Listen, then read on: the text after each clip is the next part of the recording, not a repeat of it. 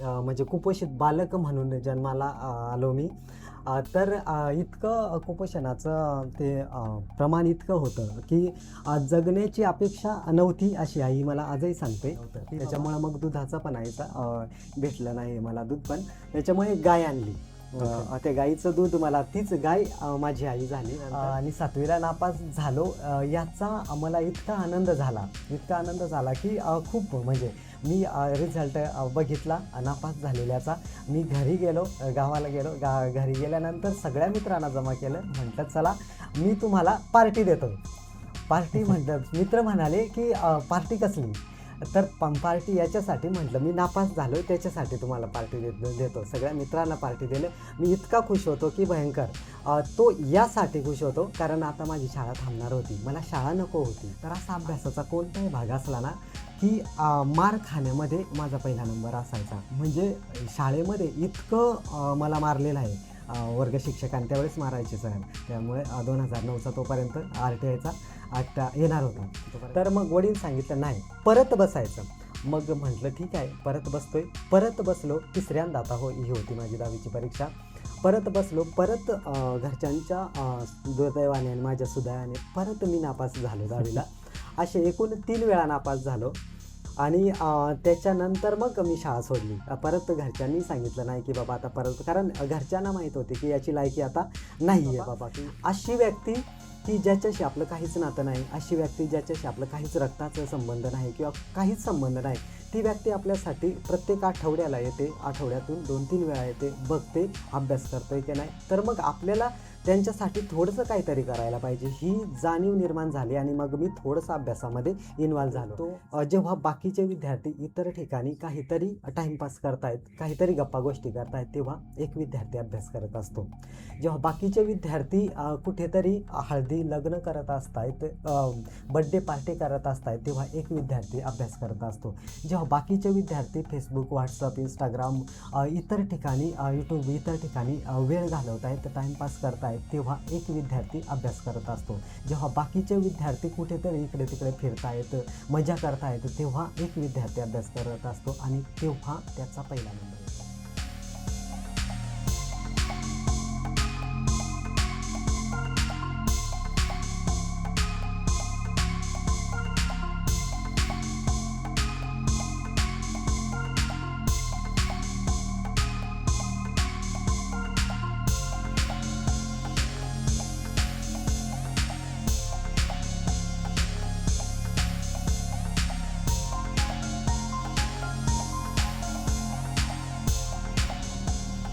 नमस्कार, मी घनश्याम तुपे टास्क फोर्सच्या यूट्यूब चॅनलमध्ये आपणा सर्वांचं सहर्ष स्वागत करत असतो.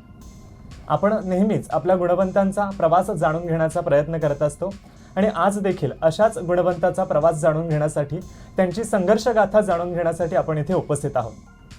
महाराष्ट्र लोकसेवा आयोगाच्या परीक्षेमधून ST कॅटेगरीमधून राज्यात 15वा क्रमांक मिळवला आणि नुकतीच सहाय्यक राज्यकर आयुक्त म्हणून नेमणूक झालेले आपले नयन वाघ सर यांचं मी आपल्या आजच्या या मुलाखतीमध्ये सहर्ष स्वागत करतो. Thank you sir. नमस्कार सर. नमस्कार सर, आपण सर्वप्रथम काय करूयात, आपलं बालपण आणि आपलं ऐनाचीवाडी हे गाव आहे याच्याबद्दल आम्हाला थोडं जाणून घ्यायला आवडेल. आमचं गाव ऐनाचीवाडी रायगड जिल्ह्यातील कर्जत तालुका आणि कर्जत तालुक्याचा शेवटचा टोक म्हणजेच ऐनाचीवाडी गाव. आणि ऐनाचीवाडी गाव हा मुरबाड म्हणजेच ठाणे आणि रायगड ह्या 2 बाँड्रीवर आहे. गावाच्या मधून बाँड्री गेलेली आहे. त्याच्यामुळं गाव हा नेहमी एक वेगवेगळ्या सुविधांपासून वंचित राहिलेला आहे. कारण बाँड्रीवर असल्यामुळे कर्जत आणि मुरबाड असे 2 तालुके येत आहेत. त्याच्यामुळे ते तिथपर्यंत सुविधा कदाचित पोचत नाही आहेत. त्याच्यामुळे वेगवेगळ्या सुविधांपासून वंचित राहिलेला हा गाव, भीमाशंकरच्या पायथ्याशी असलेला हा ऐनाचीवाडी गाव एकदम झाडी झुडपांमध्ये सह्याद्रीच्या कुशीमध्ये वसलेला आहे. छोटासा गाव आहे. 50 घरांचं गाव आहे. 350 लोकसंख्या वस्ती आहे. आणि असा ऐनाचीवाडी म्हणून गाव आहे. ह्या गावामध्ये पूर्ण आदिवासी गाव आहे. तर अशा गावामध्ये जन्म झाला. मी बालपणाविषयी एक मुद्दा तुम्हाला मांडतोय. बालपण जेव्हा म्हणजे माझा जन्म झाला, माझा जन्म त्यावेळेस माझा 1992चा जन्म आहे.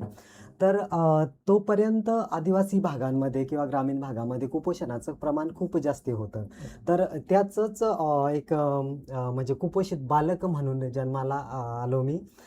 तर इतकं कुपोषणाचं ते प्रमाण इतकं होतं की जगण्याची अपेक्षा नव्हती अशी आई मला आजही सांगते की बाबा म्हणजे तुझं इतकं वजन इतकं कमी होतं किंवा मग ह्या पद्धतीचं होतं की बाबा जगण्याची 99% जगण्याची अपेक्षा नव्हती. लोक भेटायला यासाठी तुला बघायला यायची की हा बाबा कुठेतरी 10 ते 12 दिवसामध्ये जाणार आहे. ओके. तर मग त्या दृष्टिकोनातून लोक किंवा नातेवाईक भेटायला यायची की चला एक बघून तर येऊ असं. तर त्या दृष्टिकोनातून मग ते कसं तरी त्यातून त्यावेळेस आईला दूध पण नव्हतं. त्याच्यामुळं मग दुधाचा पण आईचा भेटलं नाही मला दूध पण. त्याच्यामुळे गाय आणली. त्या गाईचं दूध मला तीच गाय माझी आई झाली नंतर. ह्या पद्धतीनं बालपण माझं गेलं. नंतर ते बालपणाचं म्हणजे इतकं ते कुपोषणाचं कदाचित बौद्धिक क्षमतेवर मला ओके. परिणाम झाला असावा असं मला वाटतंय. नंतर मग जेव्हा शाळेत मी गेलो, शाळेत गेल्याच्या नंतर जे जिल्हा परिषदेला गेलो, नंतर आश्रम शाळेमध्ये जे गेलो, तर मग तिथे जे शिकवलं जायचं म्हणजे गणित असेल किंवा इंग्लिश असेल किंवा विज्ञान असेल किंवा मराठी असेल किंवा हिंदी कोणतेही विषय असू दे, ते माझ्या डोक्यावरून जायचे. म्हणजे मला मग त्याच्यामुळं मला जे शिक्षक शिकवतायत किंवा जे अभ्यास देत आहेत ते मला काही कळायचंच नाही. तर त्याच्यामुळं मग शिक्षणात कधी आवडच निर्माण झाली नाही की बाबा शिकायला पाहिजे किंवा काही असं पुढे जायला पाहिजे असं वाटलंच नाही कधी. मग त्याच म्हणजे सगळ्यात विद्यार्थी म्हणून मी गणला जायचो. असाच प्रवास चालू होता आणि प्रवास चालू असताना 7वीला मी होतो. 7वीला असताना जवळपास 60 ते 65 विद्यार्थ्यांची आमची 7वीची बॅच होती. तर मग जेव्हा रिझल्ट आला 7वीचा, रिझल्ट आल्याच्या नंतर मी एकटा 7वीला नापास झालेलो. आणि 7वीला नापास झालो याचा मला इतका आनंद झाला की खूप म्हणजे मी रिझल्ट बघितला नापास झालेल्याचा. मी घरी गेलो, गावाला गेलो. घरी गेल्यानंतर सगळ्या मित्रांना जमा केलं. म्हटलं चला मी तुम्हाला पार्टी देतोय. पार्टी म्हटलं, मित्र म्हणाले की पार्टी कसली? तर पार्टी याच्यासाठी म्हटलं मी नापास झालो त्याच्यासाठी तुम्हाला पार्टी देतो. सगळ्या मित्रांना पार्टी दिली. मी इतका खुश होतो की भयंकर. तो यासाठी खुश होतो कारण आता माझी शाळा थांबणार होती. मला शाळा नको होती. आणि मग त्याच्यामुळं तो आनंद माझा तो वाहत होता. आणि झालं असं म्हटलं आता शाळा थांबणार आहे. आता काही शाळेचा विषय येणार नाही. घरची पाठवणार नाहीत शाळेमध्ये. त्याच्यामुळं मग मी खुश होतो. पण जेव्हा जूनमध्ये परत शाळा चालू झाली, परत शाळा चालू झाल्याच्या नंतर मग वडिलांनी सांगितलं. वडील माझे थोडेसे शिक्षणाच्या बाबतीत स्ट्रिक्ट आहेत कारण ओके. त्यांना शिक्षणाचं महत्त्व, ते 4थीपर्यंत शिकलेले आहेत. पण शिक्षणाचं महत्त्व त्यांना कळतंय. जूनची शाळा चालू झाली आणि शाळा चालू झाल्याच्या नंतर लगेच वडिलांनी शाळेत मला घेऊन गेले. चल अजिबात थांबायचं नाही घरी.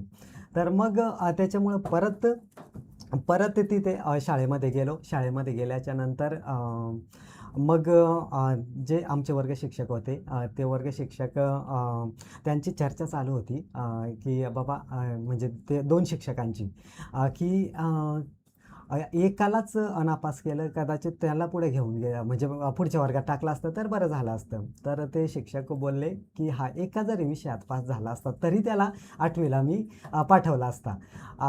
तर मग असं ह्या पद्धतीनं असा प्रवास होता हा.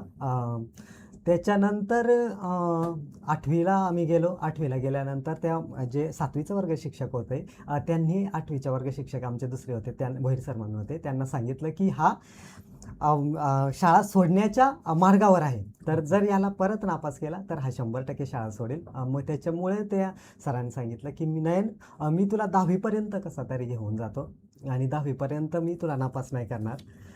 त्याच्यामुळं मग ते 10वीपर्यंत हे झालं, सिक्युअर झालं की बाबा 10वीपर्यंत आता नापास नाही होणार. तर त्याच्यामुळं मग 10वीपर्यंत मी गेलो. एक मुद्दा इथे मांडायला मला त्याच्या अगोदर 10वीच्या परीक्षेच्या अगोदर मला वाटतंय मुद्दा मांडायला. इथे म्हणजे कसं असायचं मी जेव्हा शाळेत होतो तेव्हा म्हणजे शाळेत कोणत्याही अभ्यासाचा विषय असू दे, वाचन म्हणजे वर्गात वाचन घ्यायचे अगोदर, त्याच्यानंतर अभ्यास द्यायचे, गृहपाठ असायचा. तर असा अभ्यासाचा कोणताही भाग असला ना की मार खाण्यामध्ये माझा पहिला नंबर असायचा. म्हणजे शाळेमध्ये इतकं मला मारलेलं आहे. वर्ग शिक्षकांनी त्यावेळेस मारायचे सर. त्यामुळे 2009चा तोपर्यंत RTIचा आत्ता येणार होता, तोपर्यंत आला नव्हता. मी 2008ला होतो 10वीला. तर इतके मारायचे म्हणजे भरपूर मार खाल्ला मी. आणि घरी राहिलो तर वडील मारायचे किंवा आई मारायची असं. तर मग घरी मार खावा लागायचा आणि शाळेतही मार खावा लागायचा. मग काय करायचं? शिकवलेलं तर समजत नाही, अभ्यासात आवड नाही. तर मग मधला मार्ग मी शोधला. घरून जायचं शाळेच्या नावानं, त्याच्यानंतर मग शाळेत नाही जायचं आणि मग मधल्याच कुठेतरी एखाद्या झाडाखाली बसून राहायचं. असा माझा काही दिनक्रम चालू होता. याच्यासाठी घरचा मार वाचावा आणि शाळेतला मार वाचावा, ह्याच्यासाठी हा दिनक्रम मी चालू केलेला. आणि त्याच्यामुळं मग कदाचित ते अजून अभ्यासावर परिणाम झाला की मला काही येत नव्हतं असं. 10वीपर्यंत जवळपास मला मराठी वाचता येत नव्हतं व्यवस्थित. त्याच्यामुळं मग साहजिकच आहे की 10वीचा रिझल्ट काय येणार आहे हा पुढं ते दिसत होतं. हां. सरांनी जसं सांगितलं की बालपणीच त्यांना कुपोषण असं याच्या कुपोषित बालक म्हणून त्यांची गणना झाली होती. पण बालपणापासूनच एक नवीन उमेद घेऊन ते आता इथपर्यंत पोहोचलेले आहेत. आणि एकंदरीत तुमचं बालपण आणि 10वी पर्यंतचं शिक्षण हा सगळा प्रवास तुम्ही आम्हाला सांगून दिलात. तर मला आता असं म्हणायचं की जिल्हा परिषदेची शाळा आणि क्लास 1 अधिकारी इथपर्यंतचा आपला प्रवास कसा होता? बरं, माझा जिल्हा परिषदेत शाळा झुगरेवाडी कर्जत तालुक्यामध्ये आहे. तिथे 4थीपर्यंतचं शिक्षण झालं. त्याच्यानंतर मग शासकीय माध्यमिक आश्रमशाळा चाफेवाडी इथे माझं 10वीपर्यंतचं शिक्षण झालं. 10वीचं मी इथे मुद्दा मांडतोय मुद्दामून. 10वीला असताना आताच सांगितलं तुम्हाला की सांगितलं. रिझल्ट काय येणार होता. तर हा मुद्दा मी मांडतोय. तर 10वीला बोर्डाची परीक्षा होती. मला माहीत होतं की जी शाळेमध्ये परीक्षा होते, जर त्याच्यामध्ये मी पास होत नाही तर बोर्डाच्या परीक्षेला तर साहजिकच आहे की मी पास होणार नाही. हे मी मानलं होतं किंवा मला माहीत होतं. मग बोर्डाची परीक्षा झाली 10वीची बोर्डाची परीक्षा झाल्याच्या नंतर मला अपेक्षित हेच होतं की रिझल्ट माझ्या बाजूने लागायला पाहिजे. घरच्यांना अपेक्षित हे होतं की रिझल्ट पासचा यायला पाहिजे, म्हणजे त्यांच्या बाजूने लागायला पाहिजे. मग बोर्डाची परीक्षा दिली, रिझल्ट आला. घरच्यांच्या दुर्दैवानं आणि माझ्या सुदैवानं मी पुन्हा नापास झालेलो 10वीला. 10वीला नापास झालो. परत इतका खुश झालो की बाबा भयंकर. कारण आत्ता तर शाळा 100% थांबणार आहे माझी, हे मला माहीत होतं की आता नाही, घरची तरी नाही आता बसवणार. कारण 10वीपर्यंतचं शिक्षण झालं, कदाचित नाही आता घरची बसवणार, त्याच्यामुळं खुश होतो. पण वडील शिक्षणाच्या बाबतीत खूप स्ट्रिक्ट होते. वडिलांनी परत सांगितलं, "नाही, परत बसायचं 10वीला." म्हटलं, "ठीक आहे, बसूयात, काय हरकत नाही आहे." कारण मला माहीत होतं की मी पास होणार नाही. मग परत मी 10वीला बसलो. परत 10वीला बसल्यानंतर परीक्षा दिली, रिझल्ट आला. परत घरच्यांच्या दुर्दैवाने आणि माझ्या सुदैवाने मी परत नापास झालो. तर म्हटलं आता तर नाही बसवणार. पण नाही, वडील माझे वडिलांची मी एक गोष्ट इथे सांगतोय की वडील माझे आहेत ना, ते कधी पॉझिटिव्ह विचार करतायत आणि ते लवकर हार मानत नाही आहेत. तर मग त्याच्यामुळे ती एक प्रेरणा कदाचित मला पुढे घेऊन इथपर्यंतचा प्रवास जो आहे तो प्रवास माझा ती प्रेरणा माझ्यासाठी प्रेरणादायी ठरली. तर मग वडील सांगितलं, "नाही, परत बसायचं." मग म्हटलं ठीक आहे, परत बसतोय. परत बसलो. तिसऱ्यांदा आता ही होती माझी 10वीची परीक्षा. परत बसलो. परत घरच्यांच्या दुर्दैवाने आणि माझ्या सुदैवाने परत मी नापास झालो 10वीला. असे एकूण 3 वेळा नापास झालो. आणि त्याच्यानंतर मग मी शाळा सोडली. परत घरच्यांनी सांगितलं नाही की बाबा आता परत, कारण घरच्यांना माहीत होते की याची लायकी आता नाही आहे बाबा की शिक्षणाची किंवा शिक्षण घेण्याची किंवा पास होण्याची. तर मग घरच्यांनी वडिलांनी परत सांगितलं नाही की शाळेत बस म्हणून किंवा परत बस म्हणून, कारण ऑलरेडी 3 वेळा नापास झालेलो त्याच्यामुळं. तर मग मी थोडंसं इथे अजून मी म्हणजे परत कसा मी शाळेत आलो, हा मुद्दा आपण शिक्षणाच्या प्रवाहात परत कसे आला? कसे आलो, तर तो आपण एक स्वतंत्र मुद्दा घेऊ. तर त्याच्यानंतर मग माझं 12वी वीर हुतात्मा भाई कोतवाल विद्यालय म्हसा येथे माझी 12वी झाली. आणि त्याच्यानंतर मग ग्रॅज्युएशन माझं कोकण ज्ञानपीठ कॉलेज कर्जत येथून झालं. आणि नंतर मग मी झडपोली येथे पालघर झडपोली येथे झडपोली जिजाऊ शैक्षणिक सामाजिक संस्था येथे गेलो. तिथे मी 2-2.5 वर्ष राहिलो. त्याच्यानंतर मग 1 वर्ष पुण्याला गेलो आणि नंतर मग माझं फायनली 2024च्या परीक्षेमध्ये फायनली माझं सहाय्यक राज्य कर आयुक्त म्हणून MPSC मधून सिलेक्शन झालं.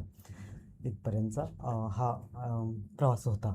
ओके, नक्कीच. आपण जसं म्हणतो की आपल्याला कोणतरी रोल मॉडेल हवं असतं, एक व्यक्ती, शिक्षक किंवा आपल्या आयुष्यामध्ये एखादी अशी घटना येते जी की आपल्याला एक प्रेरणास्थान म्हणून मिळून जातं. तर सरांच्या बोलण्यातून मला एकंदरीत जाणवलं की लहानपणी तुम्हाला तुमचं प्रेरणास्थान जर कोणी असेल तर ते तुमचे वडील होते. Yes.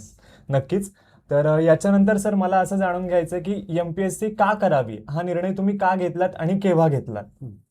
बरं, त्याच्या अगोदर मी एक मुद्दा सांगतोय. MPSC का करावी याच्या अगोदर मला असं वाटतंय की हा मुद्दा मांडायला पाहिजे. म्हणजे मी परत शिक्षणाच्या प्रवाहात आलो, हा मी मुद्दा मांडतोय इथे.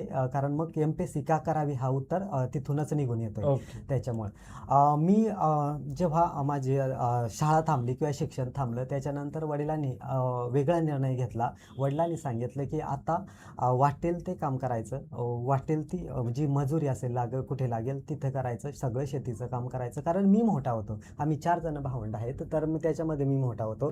तर आता शाळा थांबली तर प्रत्येक काम करायचं, सगळं तुझ्यावरच जबाबदारी म्हणजे हे आहे आता, किंवा मग माझ्यावरच जबाबदारी त्यांनी टाकली. तर मग ती एक वेगळा वडिलांचा निर्णय होता आणि ती वेगळी लाईफ होती. आतापर्यंत शिक्षणाची लाईफ होती, आता वेगळी लाईफ झाली.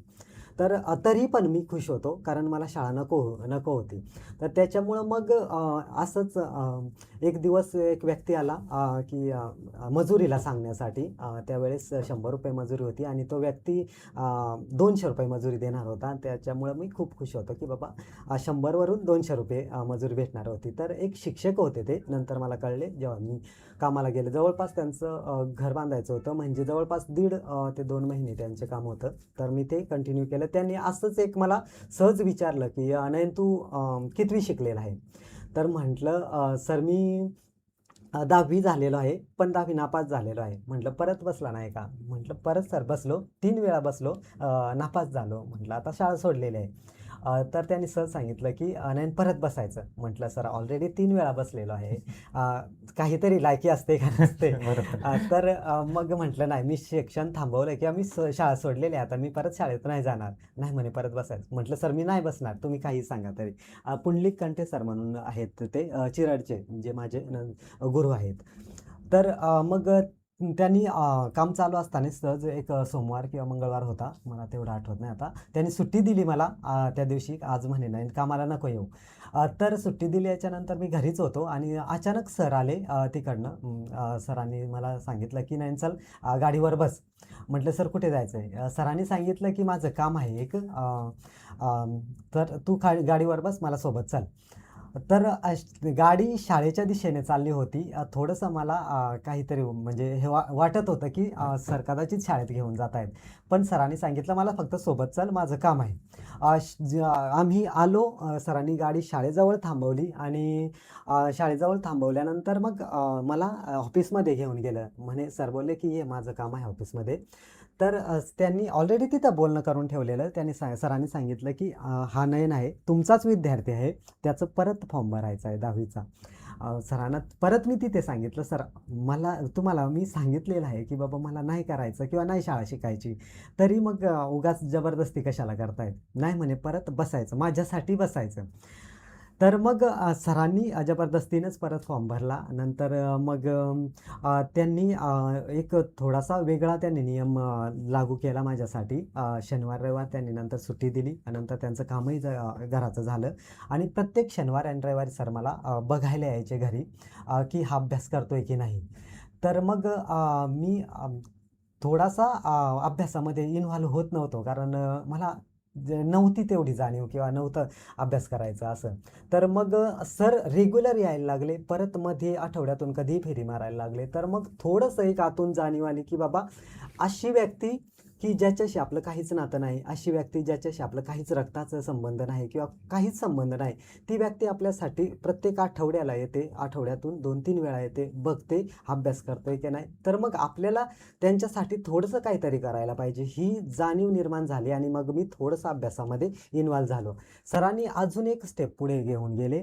सरांनी मला एक गणितचा क्लास लावून दिला एका शिक्षकाकडे. रात्रीचा क्लास होता तो आणि त्याच्यामध्ये असं होतं की मी एकटाच विद्यार्थी होतो रात्रीच्या वेळेसचा आणि सर म्हणजे शेळके सर म्हणून आहेत, डोंगर न्हावे येथे. तिथे आमच्या गावापासून 2 किलोमीटरवर होतं. रात्रीची वेळ होती. खूप जंगल आहे मध्ये. मी लवकर जायचो, मग नंतर वडील घ्यायला यायचे. असं एकटाच असल्यामुळं मग ते जे अभ्यास सर द्यायचे तर ते करावंच लागायचं, कारण मलाच विचारणार आहेत. जेव्हा विद्यार्थी वर्गामध्ये जास्त असतात, कोणी केलं नाही केलं तरी तेवढं काही फरक पडत नाही. तर मग ते मी 1 to 1 त्याच्यामुळं मग तेच काही गोष्टी कळत गेल्या. नंतर जेव्हा 10वीची परीक्षा दिली मी, परत 2011ला मी 10वीची परीक्षा दिली, ते बोर्डाची परीक्षा. आणि त्याच्यानंतर मग त्यावेळेस 150 मार्कांचा गणितचा पेपर होता आणि मग 150 पैकी मला अगोदर 24 मार्क्स पडायचे, 24 ते 30च्या दरम्यान असायचे आणि 2011ला मला 150 पैकी 104 मार्क्स मिळाले. तर मी शॉक झालो की म्हणजे हे माझे प्रामाणिक मार्क्स होते. मी कुठे कॉपी किंवा बघितलं नव्हतं आणि मी शॉक झालो की 150 पैकी 104 मार्क्स मी मिळवू शकतो. आणि तिथे मुख्याध्यापकांनी पण सांगितलं की नयन, आमच्या रेग्युलर विद्यार्थ्यांमध्ये इतके मार्क्स कोणालाच नाही, तुला कसे काय पडले? तर माझा स्वतःवर विश्वास बसत नव्हता. तर मला थोडीशी जाणीव झाली की कदाचित माझ्यामध्ये अशी एक गोष्ट आहे जी मला माहीत नाही आहे, पण ती पुढे मला घेऊन जाऊ शकते. म्हणजे माझ्यामध्ये कॅपॅसिटी आहे, फक्त मी करत नाही आहे. कदाचित हे त्याच्यामागचं कारण असेल. तर मग तिथे 10वी क्लिअर झाली. हा एक खूप मोठा कॉन्फिडन्स मला आला की मी जर 10वी जी गोष्ट माझ्यासाठी अशक्य होती ती गोष्ट शक्य झाली. जर मी 10वी पास होऊ शकतोय तर कदाचित पुढं काहीतरी मी करू शकतोय.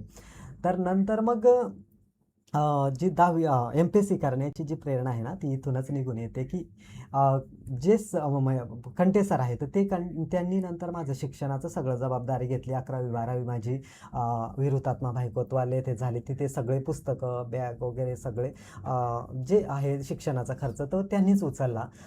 तर तिथे मला बैरागी मॅडम, रेंगे सर असे काही सर भेटले, ज्यांनी मला पुश केलं की नाही तुझ्यामध्ये काहीतरी आहे असं.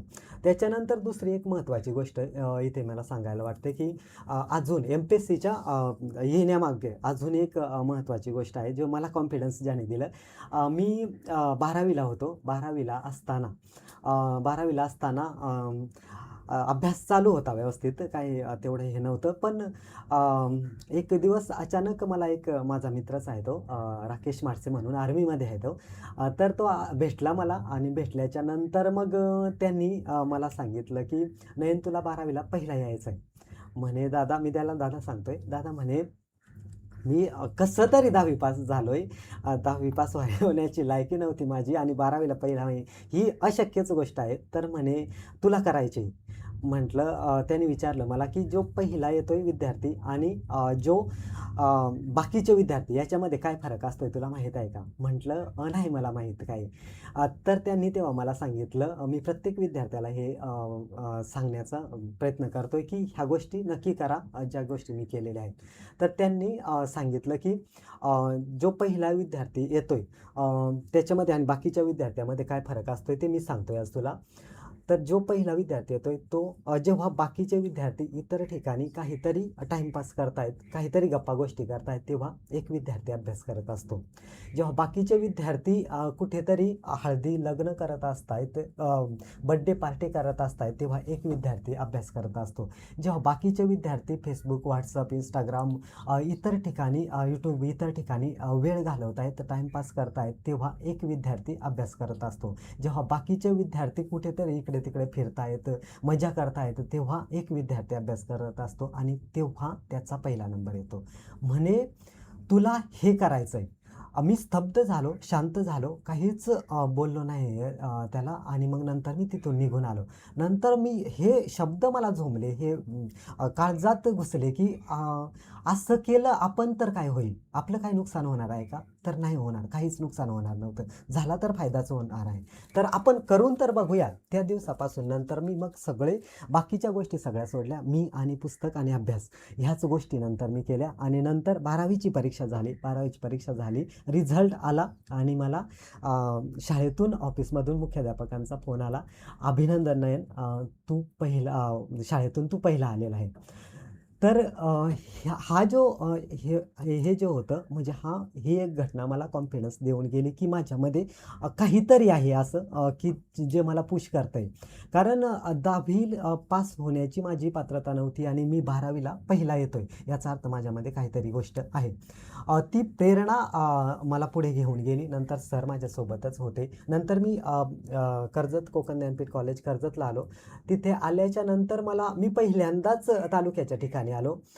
तोपर्यंतचं आयुष्य म्हणजे तिकडचं आयुष्य आणि हे आयुष्य याच्यामध्ये खूप फरक होता. इकडची लाईफ आम्ही तिकडे गावाकडे फक्त आमचं कुठेतरी खेकडी पकडणं, मासे पकडणं हीच कामं चालू होती किंवा हेच आमचं लाईफ होती. हातात गलोल असायची, कुठेतरी जंगलामध्ये दिवसभर फिरायचं हीच लाईफ होती. याच्या व्यतिरिक्त कोणती स्वप्न नव्हती बघितली. तर मग जेव्हा तालुक्याच्या ठिकाणी आलो तेव्हा कुठेतरी लोकं कामाला जात आहेत, काम करतायत. कुठेतरी इंजिनिअरिंग आहे, कुठेतरी डॉक्टर आहेत. म्हणजे हे होता येतंय शिक्षणाच्या माध्यमातून हे कळलं. तोपर्यंत मी गाव सोडला नव्हता कधी.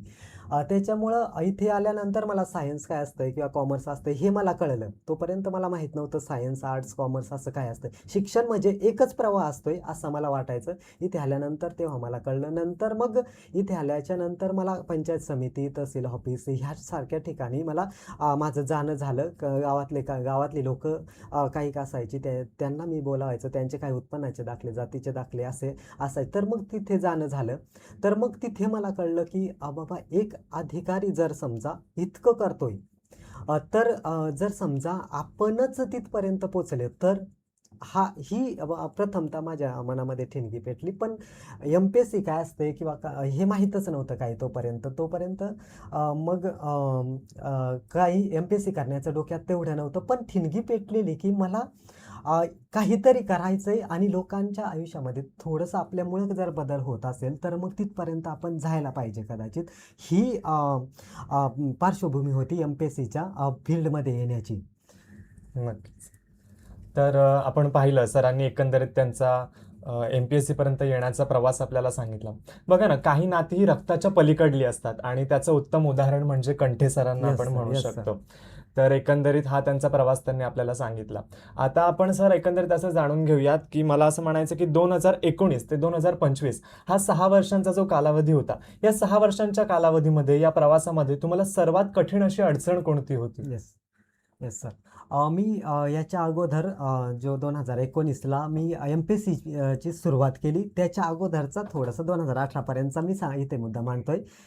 2016, 17, 18 अशी 3 वर्षे अगोदर मी पोलीस भरती केली. ओके. तोपर्यंत एम-पी-एस-सी नव्हती डोक्यात काही. फक्त ती मगाशी सांगितलं मी की ती एक ठिणगी ठिणगी पेटलेली. पेटली हां, होती. ते आतमध्ये होतं कुठेतरी बाबा करायला पाहिजे असं. तर 2018पर्यंत पोलीस भरती केली. माझा ग्राउंड निघत होता, पण माझं फायनल सिलेक्शन नव्हतं होत.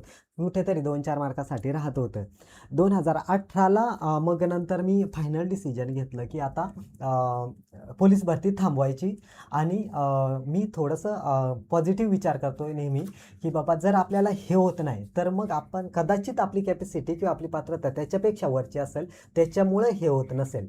तर मग मी पोलीस भरती 2018ला थांबवण्याचा फायनल डिसिजन घेतला आणि काय आता पुढं काय करायचं हा प्रश्न होता. तर मग मी नेहमी स्वतःला प्रश्न विचारतो जेव्हा द्विधा मनस्थिती असते तेव्हा. आणि मग स्वतःला प्रश्न विचारला की बाबा आपली म्हणजे आत्ता आपण काय करायला पाहिजे? जिथे आहे तेच किंवा मग त्याच्यापेक्षा अजून काहीतरी बेस्ट करायचं. तर मग तेव्हा ठरवलं की ह्याच्यापेक्षा अजून काहीतरी बेस्ट करायचं. मग पोलीस भरती थांबवली आणि नंतर मग पोलीस भरती पूर्ण डोक्यातून काढून टाकली आणि मग एम-पी-एस-सीकडे 2019 पासून मी एम-पी-एस-सीकडे वळलो. 2019ला मी 1 जानेवारी 2019ला आपल्याच कर्जत तालुक्यामध्ये लक्ष्मीकांत वाचनालय म्हणून आहेत.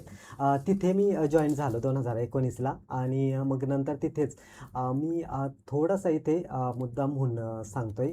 तिथली परिस्थिती म्हणजे जेव्हा मी 2019ला एम-पी-एस-सीची मला सुरुवातीलाच अडचणी तुम्ही सांगितल्या तर अडचणी सुरुवातीलाच फायनान्शियल होत्या. ओके. कारण तोपर्यंत घरच्यांनी थोडासा विचार केलेला की जर पोलीस होऊ शकत नाही तर कुठेतरी साहेब होणं, अधिकारी कुठे अधिकारी होणार असं. होणं, तर इथपर्यंत किंवा आपण जे म्हणजे गरीबाची पोरं किंवा आपण गरीब आहे तर आपण तिथपर्यंत जाऊ शकत नाही, ही घरच्यांची मानसिकता होती. त्याच्यामुळं मग तेवढं त्यांनी सिरियसली नाही घेतलं की बाबा MPSC करतोय तर त्याला सपोर्ट करायला, असं थोडंसं सुरुवातीच्या बरोबर. काळामध्ये. कारण तू पोलीस भरती करतोय, एखाद्या शिपायाची पदाची भरती तयारी करतोय तर मग ठीक आहे, आपण होऊ शकतोय. पण कुठेतरी अधिकारी किंवा साहेब होणं असं आपल्या ह्याच्यामध्ये नाही किंवा पण आपण ही स्वप्न आपण बघावीतच हां, नाहीत हां. असं असं ती एकंदरीत. मानसिकता अजूनही अच्छा. ग्रामीण भागामध्ये आहे हां, तशी हां. मानसिकता किंवा त्याच्यासाठी खूप सारे पैसे लागतायत, पैसे भरावे लागतायत, ही मानसिकता अजूनही ग्रामीण भागामध्ये आहे. तर तीच मानसिकता आमच्या घरातही होती. तर मी 2019ला सुरुवात केली. फायनान्शियल झिरो होतं. कारण घरून तेवढा सपोर्ट नव्हता सुरुवातीला, कारण त्यांना माहीत आहे नाही होणार म्हणून असं. तर मग मी जॉईन झालो लक्ष्मीकांत वाचनालयाला. तिथे ₹400 फी होती लायब्ररीची आणि काही डिपॉझिट होती. मला वाटतं ₹500 काहीतरी डिपॉझिट होती. तर मग त्यांना मी सिच्युएशन सगळी सांगितली की बाबा अशी सिच्युएशन आहे. रामदास गायकवाड सर म्हणून आहे तिथे ओके. संचालक म्हणून तिथे. तर त्यांनी मला मग ती डिपॉझिट फी माफ केली आणि त्याच्यानंतर मग फक्त फीज ठेवली. नंतर कंडिशन ही झाली की परत ₹400 महिन्याला फी भरायचं, पण माझी कॅपॅसिटी नव्हती. तेव्हा मी ताईकडे नेरळला राहायचो. तर मग अचानक एक दिवस म्हणजे अभ्यास करता वेळेस एक व्यक्ती बाथरूम साफ करण्यासाठी म्हणजे येत होता. मी सहज विचारलं त्याला की किती पैसे भेटत आहेत तुम्हाला ह्याचे?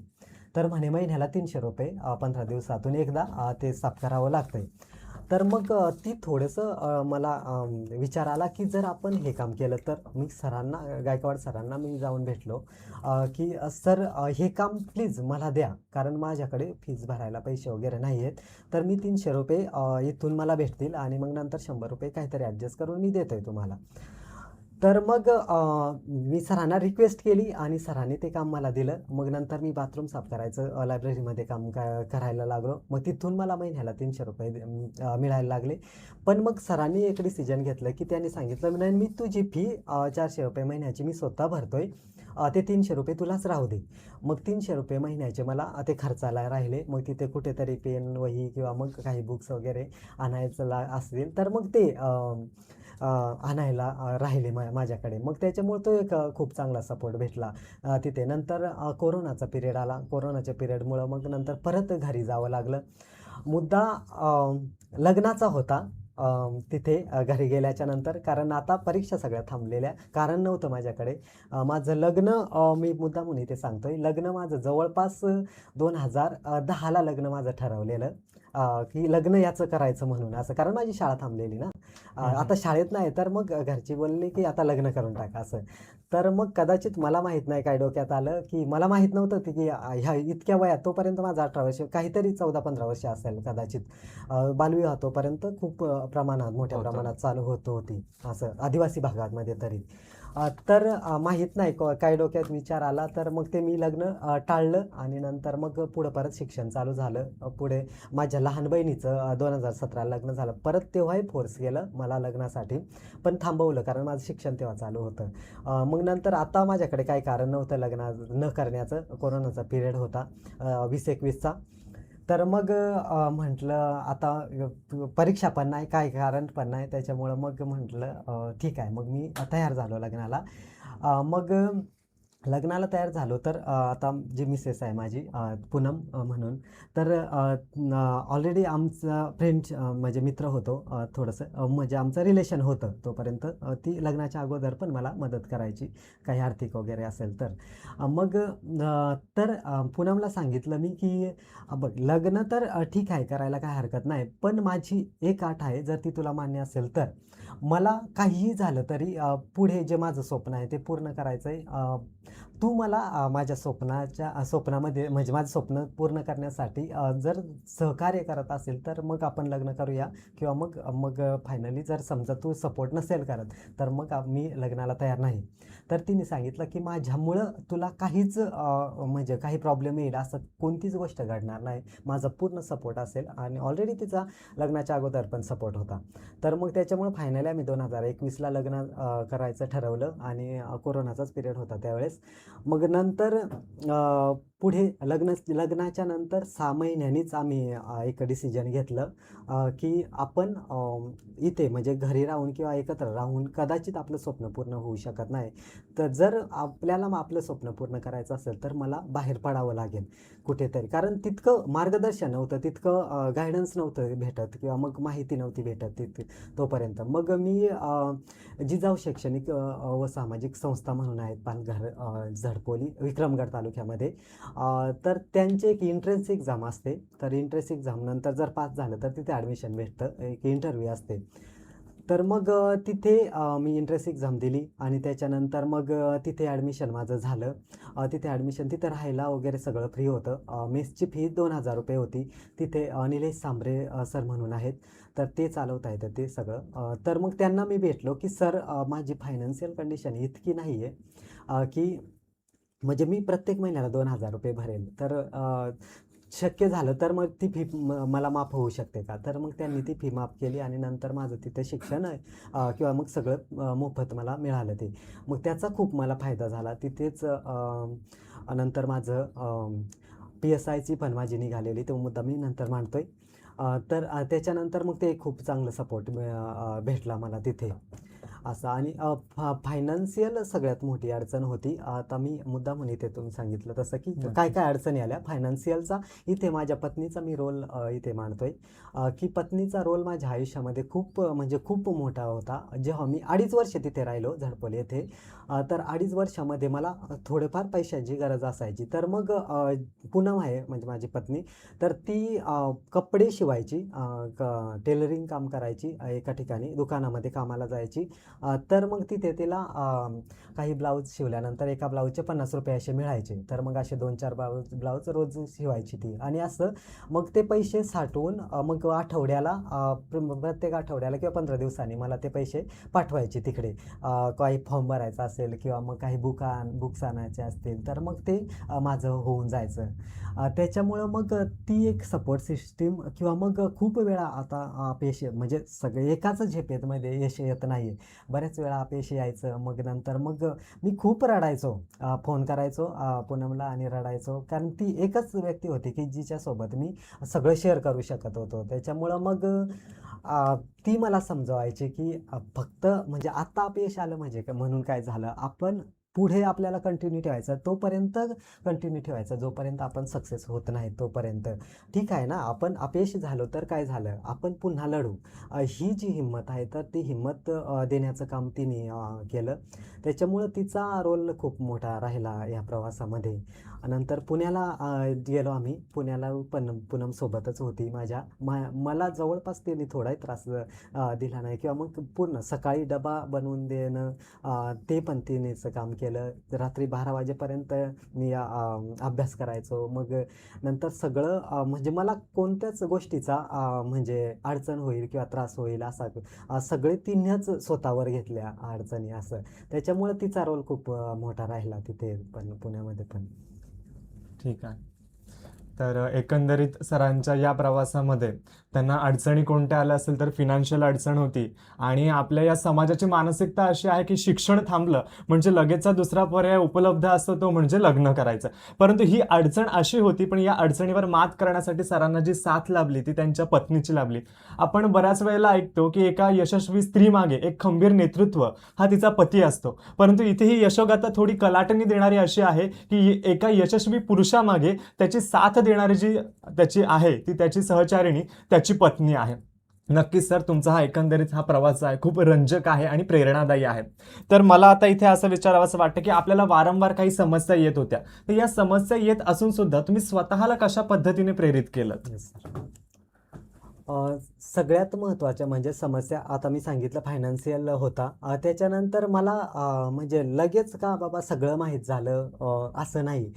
काही गायडन्स नव्हतं. मग MPSC काय असते हे माहीत नव्हतं. मग ते हळूहळू चुका करत गेलो किंवा मग नंतर चुकांमधून शिकत गेलो. काही व्यक्तींचं मार्गदर्शन लाभलं.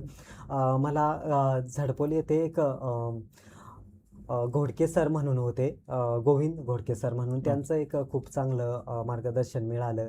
तर मग नंतर ह्या काही गोष्टी आहेत किंवा काही व्यक्ती असे भेटत गेल्या. नंतर मग जेव्हा मी पुण्याला गेलो, तेव्हा पुण्याला गेल्यानंतर मग तिथे स्टेप अप अकॅडमीचे दिलीप खाटेकर सर म्हणून आहेत. तर ते एक मला व्यक्ती खूप महत्त्वाचे टप्प्यावर भेटले. त्यांनी मला म्हणजे पुढचं सगळं गायडन्स केलं की कशा पद्धतीने करायला पाहिजे की नाही, तू कुठे कमी पडतो. त्यांनी मला पर्सनली गायडन्स केलं. ॲक्च्युअलमध्ये तिथं एक असे म्हणजे गोष्ट झाली माझ्यासाठी पॉझिटिव्ह की सरांना भेटण्यासाठी अगोदर अपॉइंटमेंट घ्यावी लागते. तर मग सरांनी मला एक त्यांचा फॅमिली मेंबरच म्हणून मानलं आणि सरांनी सांगितलं, नाही तू कधी आठवड्यातून प्रत्येक दिवशी आला माझ्याकडे तरी चालेल, तू कधी ये.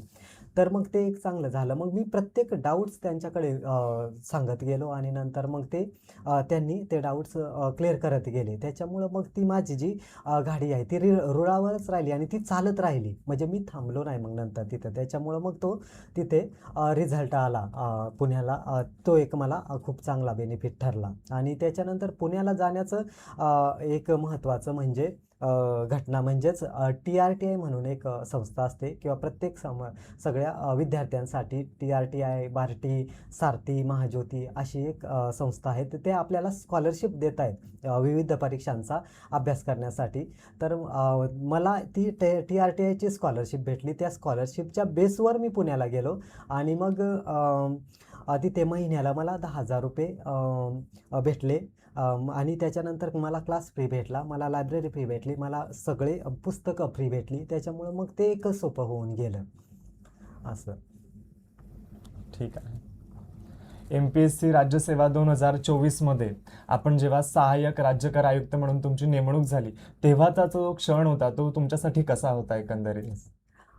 मी आत्ता जेव्हा पुण्याला गेलो तेव्हा आमची पूर्व मी घरूनच दिलेली. Okay. त्याच्यानंतर मुख्य परीक्षा मी पुण्याहून दिली आणि नंतर मग 30 ऑक्टोबर 2025ला 30 ऑक्टोबर 2025ला माझी इंटरव्ह्यू होती.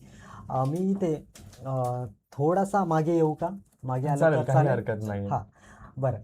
कारण हा मुद्दा डायरेक्टली सांगण्यापेक्षा मी थोडासा मागे येतोय. हा, म्हणजे कारण प्रवासामध्ये हां, कुठेतरी हां. वळणं बरं, असतातच, बरं. तसं एकंदरीत येस, येऊ येस. शकतो आपण म्हणजे मागे. त्याची पार्श्वभूमी मी सांगतोय इथे. चालेल, नक्की. बरं.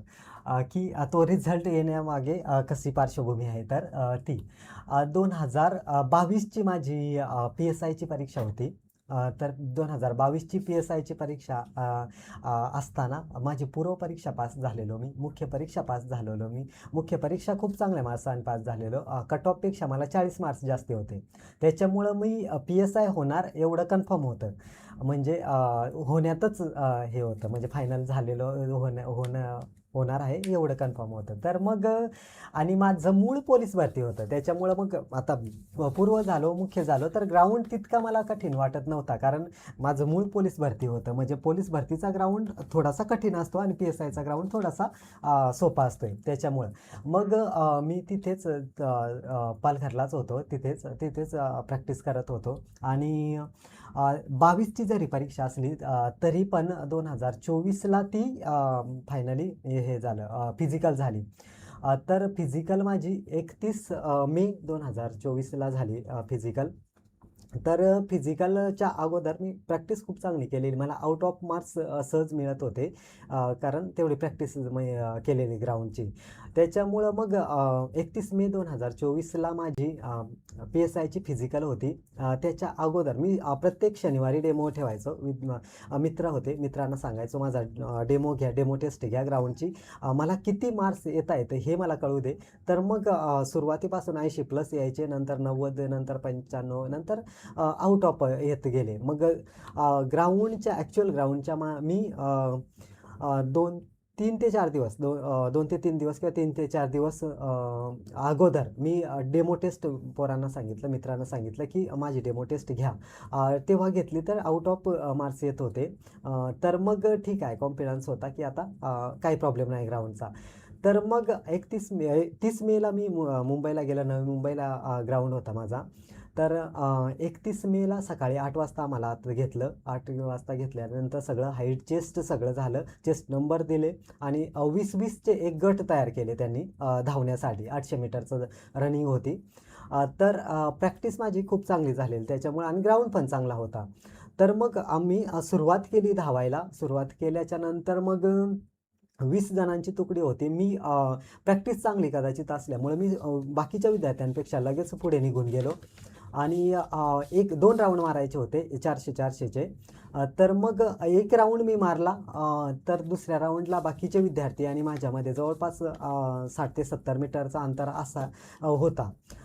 त्याच्यानंतर मग माझी स्ट्रॅटेजी ही होती की जेव्हा आपल्याला एंड पॉईंट दिसतोय म्हणजे जवळपास 70 ते 80 मीटरवर एंड पॉईंट होता आणि एंड पॉईंट दिसल्यानंतर मग आपण इतकं ताकद लावायची, इतकं ताकद लावून धावायची की जितकी आपल्यामध्ये एनर्जी आहे, जितकी ताकद आहे तितकी ताकद लावून धावायचं. मग एंड पॉईंटला जाऊन पडलो आपण तरी चालेल, काय हरकत नाही. तर मग ती स्ट्रॅटेजी माझी होती. पूर्ण ताकदीनं सगळी ताकद लावून शेवटच्या एंड करायचा अशी माझी स्ट्रॅटेजी होती. त्याच्यामुळं मला एंड पॉईंट दिसत होता 70 ते 80 मीटरवर होता. मी माझ्या स्ट्रॅटेजीने गेलो. मी स्पीड वाढवला, रनिंगचा स्पीड जितका माझ्यामध्ये ताकद होती तितका जवळपास 10 ते 12 पावलं मी टाकतोय स्पीडने आणि मग नंतर अचानक मी खाली कोसळलो. मला माहीत नव्हतं की का कोसळलो मी खाली किंवा का पडलो मी खाली. मी नंतर 3-4 वेळा उभं राहण्याचा प्रयत्न केला परत धावण्यासाठी, पण मला उभं राहता येत नव्हतं. काय झालं काहीच कळत नव्हतं. तर मग नंतर मी खाली बघितलं पायाकडे, तर माझा पाय पूर्ण तुटलेला होता. म्हणजे मलाच माहीत नव्हतं की कसं काय, म्हणजे आतली हाडं पूर्ण दोन्ही तुटलेली आणि फक्त मांस होतं पायाचं. आणि नंतर मग त्याच वेळेस एक पोलीस आला. त्यांनी सांगितलं की बाळा जसा आहे तसाच राहा, जिथे आहे तिथेच राहा, तुझा पाय पूर्ण गेलेला आहे, तुला काय आता धावता येणार नाही. मला तो क्षण पूर्ण डोळ्यासमोर अंधारी आली. माझं स्वप्न काहीतरी 15 ते 20 सेकंदामध्ये पूर्ण होणार होतं आणि त्या 15 ते 20 सेकंदाच्या इकडे अलीकडे मी पडलोय. मी धावण्याचा आतून प्रयत्न करतोय की मला धावायचं आहे, पण मी उभा राहू शकत नव्हतो. मी खूप रडलो तिथे, ग्राउंडवर पण खूप रडलो आणि कळत नव्हतं की काय करायचं आता. त्याच्यानंतर लगेच मला ॲम्ब्युलन्सने हॉस्पिटलला शिफ्ट केलं, पनवेल सिव्हिल हॉस्पिटलला. तिथे प्लास्टर वगैरे केलं आणि नंतर काही विद्यार्थी जे PSIची ग्राउंड त्यांचा झाला त्याच्यानंतर ते भेटायला आले. ते बोलत होते की कदाचित तुला परत चान्स देतील. त्याच्यामुळं थोडासा हे आला की बाबा होप्स आले की हां कदाचित देतील परत. त्याच्या 8 जूनपर्यंत आमचे ग्राउंड चालू होते. तर नियम असा आहे की 8 जूनपर्यंत तुम्ही धावू शकतायत, म्हणजे परत इन्व्हॉल्व होऊ शकताय जर तुम्ही इंजुरी झालं तर. पण पाय पूर्ण तुटलेला असल्यामुळे 8 जूनपर्यंत पॉसिबल नव्हतं कवर व्हायला. तरी मी पनवेल सिव्हिल हॉस्पिटलमधून MGM हॉस्पिटलला कॉन्टॅक्ट केला. तर त्यावेळेस शुक्रवार होता. तर ते बोलले की उद्या शनिवार परत रविवार आहे, तर सोमवारी ऑपरेशन होईल. तर मला इतकं हे नव्हतं की बाबा, कारण मला माहीत नव्हतं की आतून एक येत होतं की मला 8 जूनपर्यंत धावायचं आहे आणि कवर व्हायचं आहे असं. तर मग लगेच ऑपरेशन कुठे होईल याची चौकशी केली. त्याच्यानंतर मुरबाड इथे कौशल्य हॉस्पिटल म्हणून आहेत, तिथे मला शिफ्ट केलं. त्यांच्याकडे बोलणं झालं. ते बोलले की या लगेच ऑपरेशन करतोय. तर मग तिथे ऑपरेशन चं व्यवस्था झाली. पैसे नव्हते, जवळपास 1.5 लाख रुपये लागणार होते ऑपरेशनला आणि मला ते 8 जूनपर्यंत कवर व्हायचं होतं. त्याच्यामुळं मग मला मी थोडासा विचार करत होतो की लगेच ऑपरेशन झालं तर बरं होईल. तर मग त्याच वेळेस म्हणजे ज्या नियतीने कदाचित माझ्याकडून एका क्षणामध्ये सगळं हिसकावून घेतलं, कदाचित काही गोष्टी नियती तीच नियती पुढे मांडून ठेवते. मी हे सांगत चालतोय. तर मग त्याच वेळेस काही टेलिग्राम चॅनेल्स आहेत विद्यार्थ्यांचे, MPSC विद्यार्थ्यांचे, काही सामाजिक संघटना आहेत. ह्यांच्याशी नंतर माझेच मित्र, काही नातेवाईक आहेत, त्यांनी बोलणं केलं की काही मदत होऊ शकते का. मग त्याच्यामुळं मग बऱ्याच वैयक्तिक काही व्यक्तींनी मदत केली. टेलिग्रामच्या चॅनेलवर ती पोस्ट टाकली. त्याच्यानंतर बऱ्याच विद्यार्थ्यांची मदत आली मला पुण्यावरनं किंवा इतर पूर्ण महाराष्ट्रातून मला मदत आली. तर मग काही सामाजिक संघटना आहेत त्यांची मदत झाली. त्याच्यामुळं जो ऑपरेशनचा खर्च आहे तो ऑपरेशनचा खर्च ह्याच पद्धतीनं मग नंतर पुढे होऊन गेला. नंतर मग जवळपास मी डॉक्टरना त्यांना सांगितलं मला 8 जूनपर्यंत काही झालं तर रिकवर करा. डॉक्टरनी सांगितलं तू पागल आहे का? तुझा पाय पूर्ण तुटलेला आहे आणि तू म्हणतोय की मला 8 दिवसात पूर्ण करा म्हणजे कव्हर करा. तर हे पॉसिबलच नाही, शक्यच नाही. तुला 2 महिने तरी रेस्ट घ्यावीच लागेल. बाकी पर्यायच नाही. तर मग त्याच्यामुळे ते होप्स होते ते निघून गेले. नंतर मग जवळपास मी 2 महिने बेडवर राहिलो. बेडवर असतानाच मी वॉकर होता माझ्याकडे चालायला. तर तो वॉकर घेऊन मी MPSC ऑफिसला गेलेलो. याच्यासाठी त्यांना म्हटलं मी रिक्वेस्ट करतोय, त्यांच्या पाया पडतोय, की मला परत संधी द्या ग्राउंडची. एकदा मी धावतोय. मला तोपर्यंत चालता येत नव्हतं. माहीत नाही ते कसा म्हणजे काय विचार होते किंवा कसा आत्मविश्वास होता माहीत नाही. पण तरीही माझी तयार होती, की मला धावायचं आहे.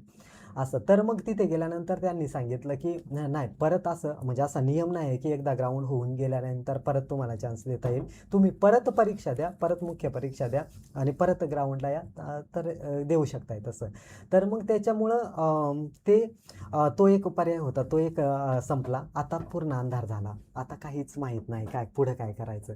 तर मग परत घरी आलो. घरी आल्याच्या नंतर मग संध्याकाळी एकट्यात राहिलो. एकट्यात राहिल्यानंतर त्यावेळेस खूप सारे लोकं भेटायला यायचे मला. खूप सारे फोन चालू होते. प्रत्येक कोणी यायचा, कोणी सांगायचा, की ठीक आहे, नाही ना झालं ते झालं. आता कोणती तरी एखादी दुसरी परीक्षेचा भरतीचा किंवा पेपर दे, एखादा सरळ सेवेचा वगैरे आणि तुझा अभ्यास कदाचित झालेला आहे, इथपर्यंत पोहोचला आहे म्हणजे. त्याच्यामुळं मग तू कोणतीही खालची नोकरी तू घेऊ शकतोय असं.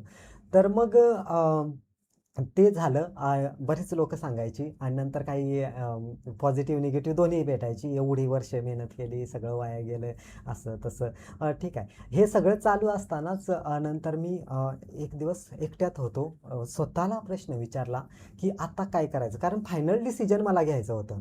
तर मग आता काय करायचं हे हा प्रश्न मी स्वतःला विचारला. मी मगाशी सांगितलं जेव्हा द्विधा मनस्थितीमध्ये असतो तेव्हा मी स्वतःलाच विचारतो किंवा स्वतःशी संवाद साधतो. तर मग मी स्वतःला प्रश्न विचारला, नाही आत्ता ह्याच्यापेक्षा कोणतंही खालचं एखादी पोस्ट घ्यायची की ह्याच्यापेक्षा अजून काहीतरी बेस्ट करायचं. तर मग माझ्या हातून उत्तर आला, की आता याच्यापेक्षा अजून काहीतरी बेस्ट करायचं. परत प्रश्न विचारला, याच्यापेक्षा कितीतरी पटीनं मेहनत घ्यावी लागेल. ती तयारी आहे का तुझी? परत आतून उत्तर आला, यस माझी तयारी आहे. तर मग नंतर डिसिजन झालं. आता PSI वगैरे सगळं डोक्यातून जे झाले ते सगळं डोक्यातून काढून टाकलं आणि परत नव्यानं सुरुवात केली. नव्यानं सुरुवात केली आणि योगायोग कसा असतोय बघा, किंवा नियती कशी मांडून ठेवते तसं मी सांगतोय. जवळपास 25 वर्षे आमच्या गावामध्ये बस बंद होती किंवा चालू नव्हती आणि त्याच वेळेस त्याच पिरियडमध्ये बस चालू झाली मुरबाड ते नांदगाव असं. तर मग ते मी नंतर 2 महिन्यानंतर माझ्याकडे वाकर गेला आणि नंतर माझ्याकडे काठी आली. ती मी काठी उचलली, काठी घेतली आणि बसचा पास काढला आणि मग आमचा ऐनाचीवाडी गाव ते मुरबाड असा रोजचा प्रवास चालू झाला. लायब्ररी मी जॉईन केली. तिथे मग रोज सकाळी पहिली बस 6 वाजताची असायची आणि रात्री शेवटची बस 7:45 वाजता असायची. मी पहिल्या बसला जायचो आणि शेवटच्या बसला यायचो. मग तो परत राज्यसेवेचा प्रवास सुरू झाला आणि त्याच्यामुळं मग मी 1 डिसेंबर 2024ला पूर्वपरीक्षा झाली. मी पूर्वपरीक्षा मी दिली, इथूनच दिली, घरून दिली. त्याच्यानंतर मग योगायोग कसा असतोय ते मी सांगतोय, नियती कशी मांडून ठेवते. त्याच वेळेस त्याच्या अगोदर मी TRTIची परीक्षा दिलेली, ती एंट्रन्स एक्झाम असते स्कॉलरशिपसाठीची. तर मग ते 3 डिसेंबरला म्हणजे त्यांचा रिझल्ट लगेच त्याच वेळेस रिझल्ट आला आणि 3 डिसेंबरला आम्हाला पुण्यात बोलावलं. आणि योगायोग कसा असतंय की मला माहीत नव्हतं माझी पत्नी घरी राहून अभ्यास करते का. ती अभ्यास करत होती आणि तिने TRTIची परीक्षा दिलेली, तिचंही सिलेक्शन झालेलं. त्याच्यामुळं मग ती एक म्हणजे ती मला घेऊन तिथे आलेली परीक्षेला आणि त्याच्या अगोदर ती बोलली की माझा फॉर्म भरा फक्त तुम्ही. मग तिचा फॉर्म भरले, तिनेही परीक्षा दिली आणि तिचंही सिलेक्शन तिथे पुण्याला झालं. मग दोघांचं सिलेक्शन झालं. मग 3 तारखेला आम्ही पुण्याला गेलो. पुण्याला गेल्यानंतर मग तोपर्यंत पूर्वपरीक्षा झालेली, मार्क्स किती येणार आहेत हे माहीत नाही.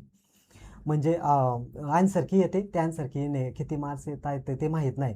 पुण्याला 3 तारखेला गेल्याच्या नंतर डिसेंबरला आम्ही रूम बुक केला, सरांशी बोललो जिथे स्टेप अप अकॅडमीमध्ये सिलेक्शन झालेलं तिथे. तर त्यांच्याशी बोललो, म्हणजे मी येतो इथे मुख्य परीक्षेसाठी येतो आहे राज्यसेवेच्या, माहीत नाही अजून आन्सर की काय येते किती मार्क्स येत आहेत ते. तर मग रूम बुक केला, 20,000 रुपये डिपॉझिट होती.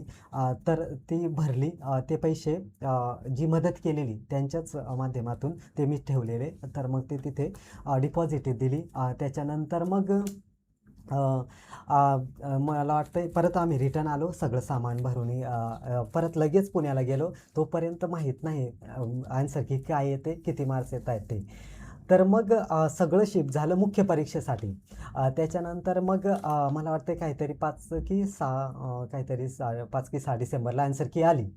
आणि नंतर चेक केले आन्सर की चेक केल्याच्या नंतर मार्क्स आले, 135 मार्क्स आले. जे कट ऑफपेक्षा खूप चांगले होते.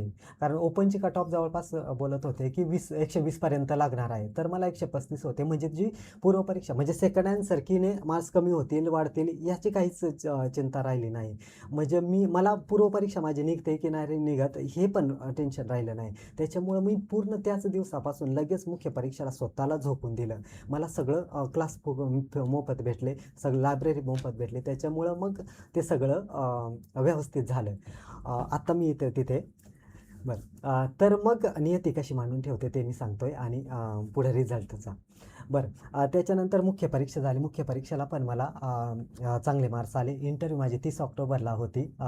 आणि 31 ऑक्टोबरला माझी TRTIची जी स्कॉलरशिपचा पिरियड असतो 11 महिन्याचा तो संपणार होता. म्हणजे 30 ऑक्टोबरला माझी इंटरव्ह्यू मुंबईला आणि 31 ऑक्टोबरला माझा पिरियड संपणार आहे TRTIच्या स्कॉलरशिपचा.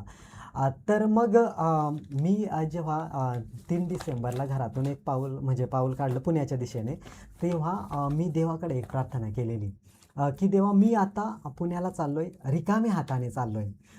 तर मी माझे प्रयत्न प्रामाणिक करणार आहे. मी माझी मेहनत प्रामाणिक करणार आहे. जेवढी मेहनत करायची तेवढी माझ्यामध्ये जितकी कॅपॅसिटी आहे ती सगळी मी म्हणजे ते प्रयत्न ओतणार आहे.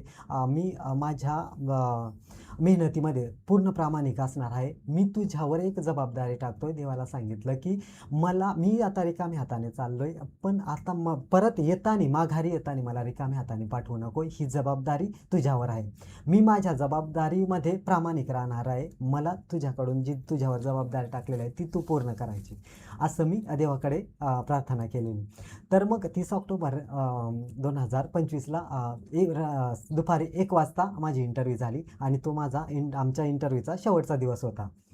आणि त्याच्यानंतर मग 31 ऑक्टोबरला आम्हाला यायचं होतं. मग मुंबईवरून आम्ही लगेच तिकडनंच पुण्याला गेलो. पुण्याला गेल्यानंतर जवळपास काहीतरी 7:45-8 वाजता आम्ही पोचलो पुण्याला. आणि नंतर मग तिथून रिक्षा केली रूमपर्यंत. रिक्षामध्येच होतो.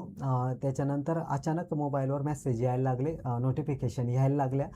मी बघितला मोबाईल, तर मग राज्यसेवेचा रिझल्ट असा नोटिफिकेशन दिसली. माझे हात थरथर कापायला लागले. काही सुचना, बोलता येईना. पूनम सोबतच होती, जवळच होती. तिला मला सांगता येत नव्हतं की रिझल्ट लागलाय म्हणून असा. मित्रांचे फोन लगेच सुरू झाले की रिझल्ट लागलाय बघ, चेक कर. म्हटलं तुम्ही चेक करा, माझी काही हिंमत नाही आहे. नंतर मग 8 वाजून जवळपास 10 मिनटं काहीतरी किंवा 8 वाजून 15 मिनटं झाले असतील. तर मित्रांना सगळ्यांना सांगितलं तुम्ही चेक करा. नंतर एका मित्राचा फोन आला. तर मग त्यांनी सांगितलं की कॉंग्रॅच्युलेशन मॅन, फायनली तुझं सिलेक्शन झालेलं आहे. तर मग तो मला पुन्हा माझ्या जवळच होती. मला तिला सांगता येत नव्हतं. मग नंतर तिला सांगितलं की फायनली आपला जे ध्येय होतं ते पूर्ण झालेलं आहे. आणि नंतर म्हणजे रडायलाच आलं म्हणजे मला. तो रिक्षावाला बोलत होता की काय झालं, असं म्हटलं. दादा फायनली रिझल्ट आला आमचा, फायनली सिलेक्शन झालं. तर मग नंतर लगेच घरी फोन केला. घरी फोन केल्याच्या नंतर वडिलांना फोन केला. फोन त्यांनी उचलला. मला बोलता येत नव्हतं, सांगता येत नव्हतं. वडील तिकडे म्हणून तिकडनं बोलत होते. मी रडत होतो की झालं काय? त्यांना वाटलं काहीतरी वेगळं काही झालं असेल. मग नंतर फायनली त्यांना सांगितलं की फायनली सिलेक्शन झालेलं आहे असं. तर मग ते नंतर स्तब्ध झाले. त्यांना ते काही बोलत नव्हते. मग नंतर हे जे संभाषण आहे ते आम्ही बोलत नव्हतो, पण ती भावना व्यक्त होत होत्या असं.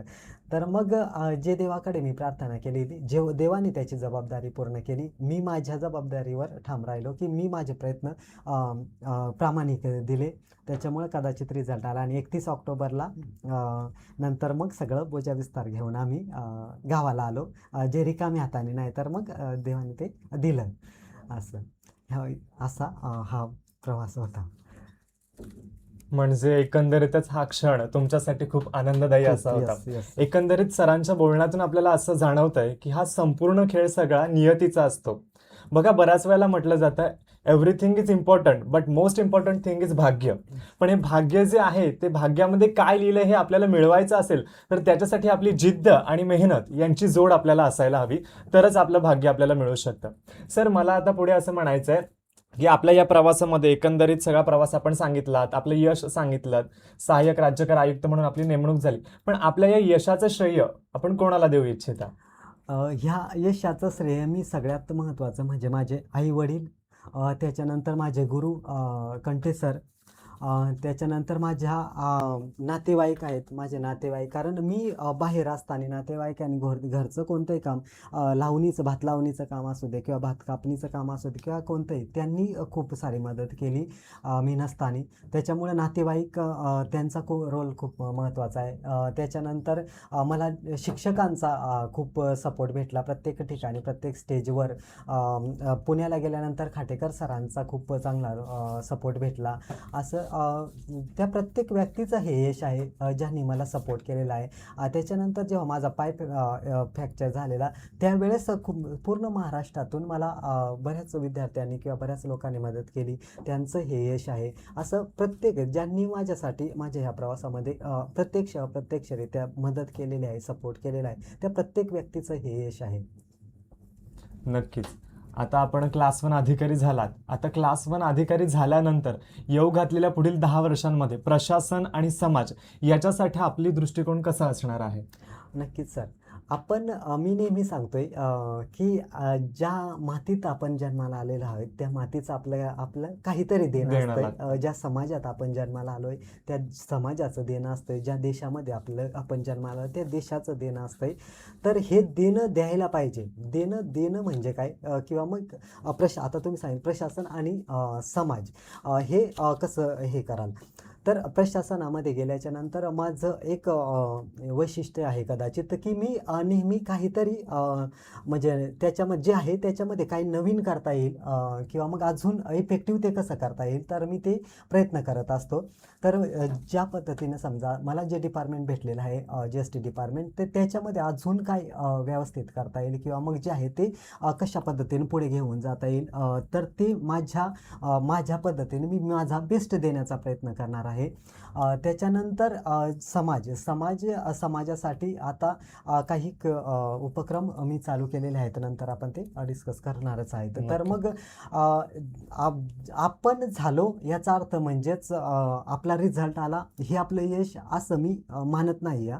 कारण यश म्हणजे फक्त रिझल्ट येणं किंवा त्या लिस्टमध्ये आपलं नाव येणं हे यश नसतंय. यश म्हणजे तुम्ही ज्या मातीतून येत आहेत किंवा ज्या समाजातून येत आहेत, ज्या लोकातून येत आहेत, ज्या देशातून येत आहेत, त्यांच्यासाठी तुम्ही काय करतायत. जर त्यांच्यापर्यंत त्यांचे खूप छोटे छोटे प्रॉब्लेम्स असत आहेत, काही जे ग्राउंड लेवलला असत आहेत, जर त्यांचे प्रॉब्लेम तुमच्यामधून सॉल्व्ह होत असतील किंवा सॉल्व्ह करत असाल आणि आपल्यामुळे त्यांच्या आयुष्यात थोडा जरी छोटासा जरी बदल होत असेल तर मग ते यश म्हणू शकतोय आपण.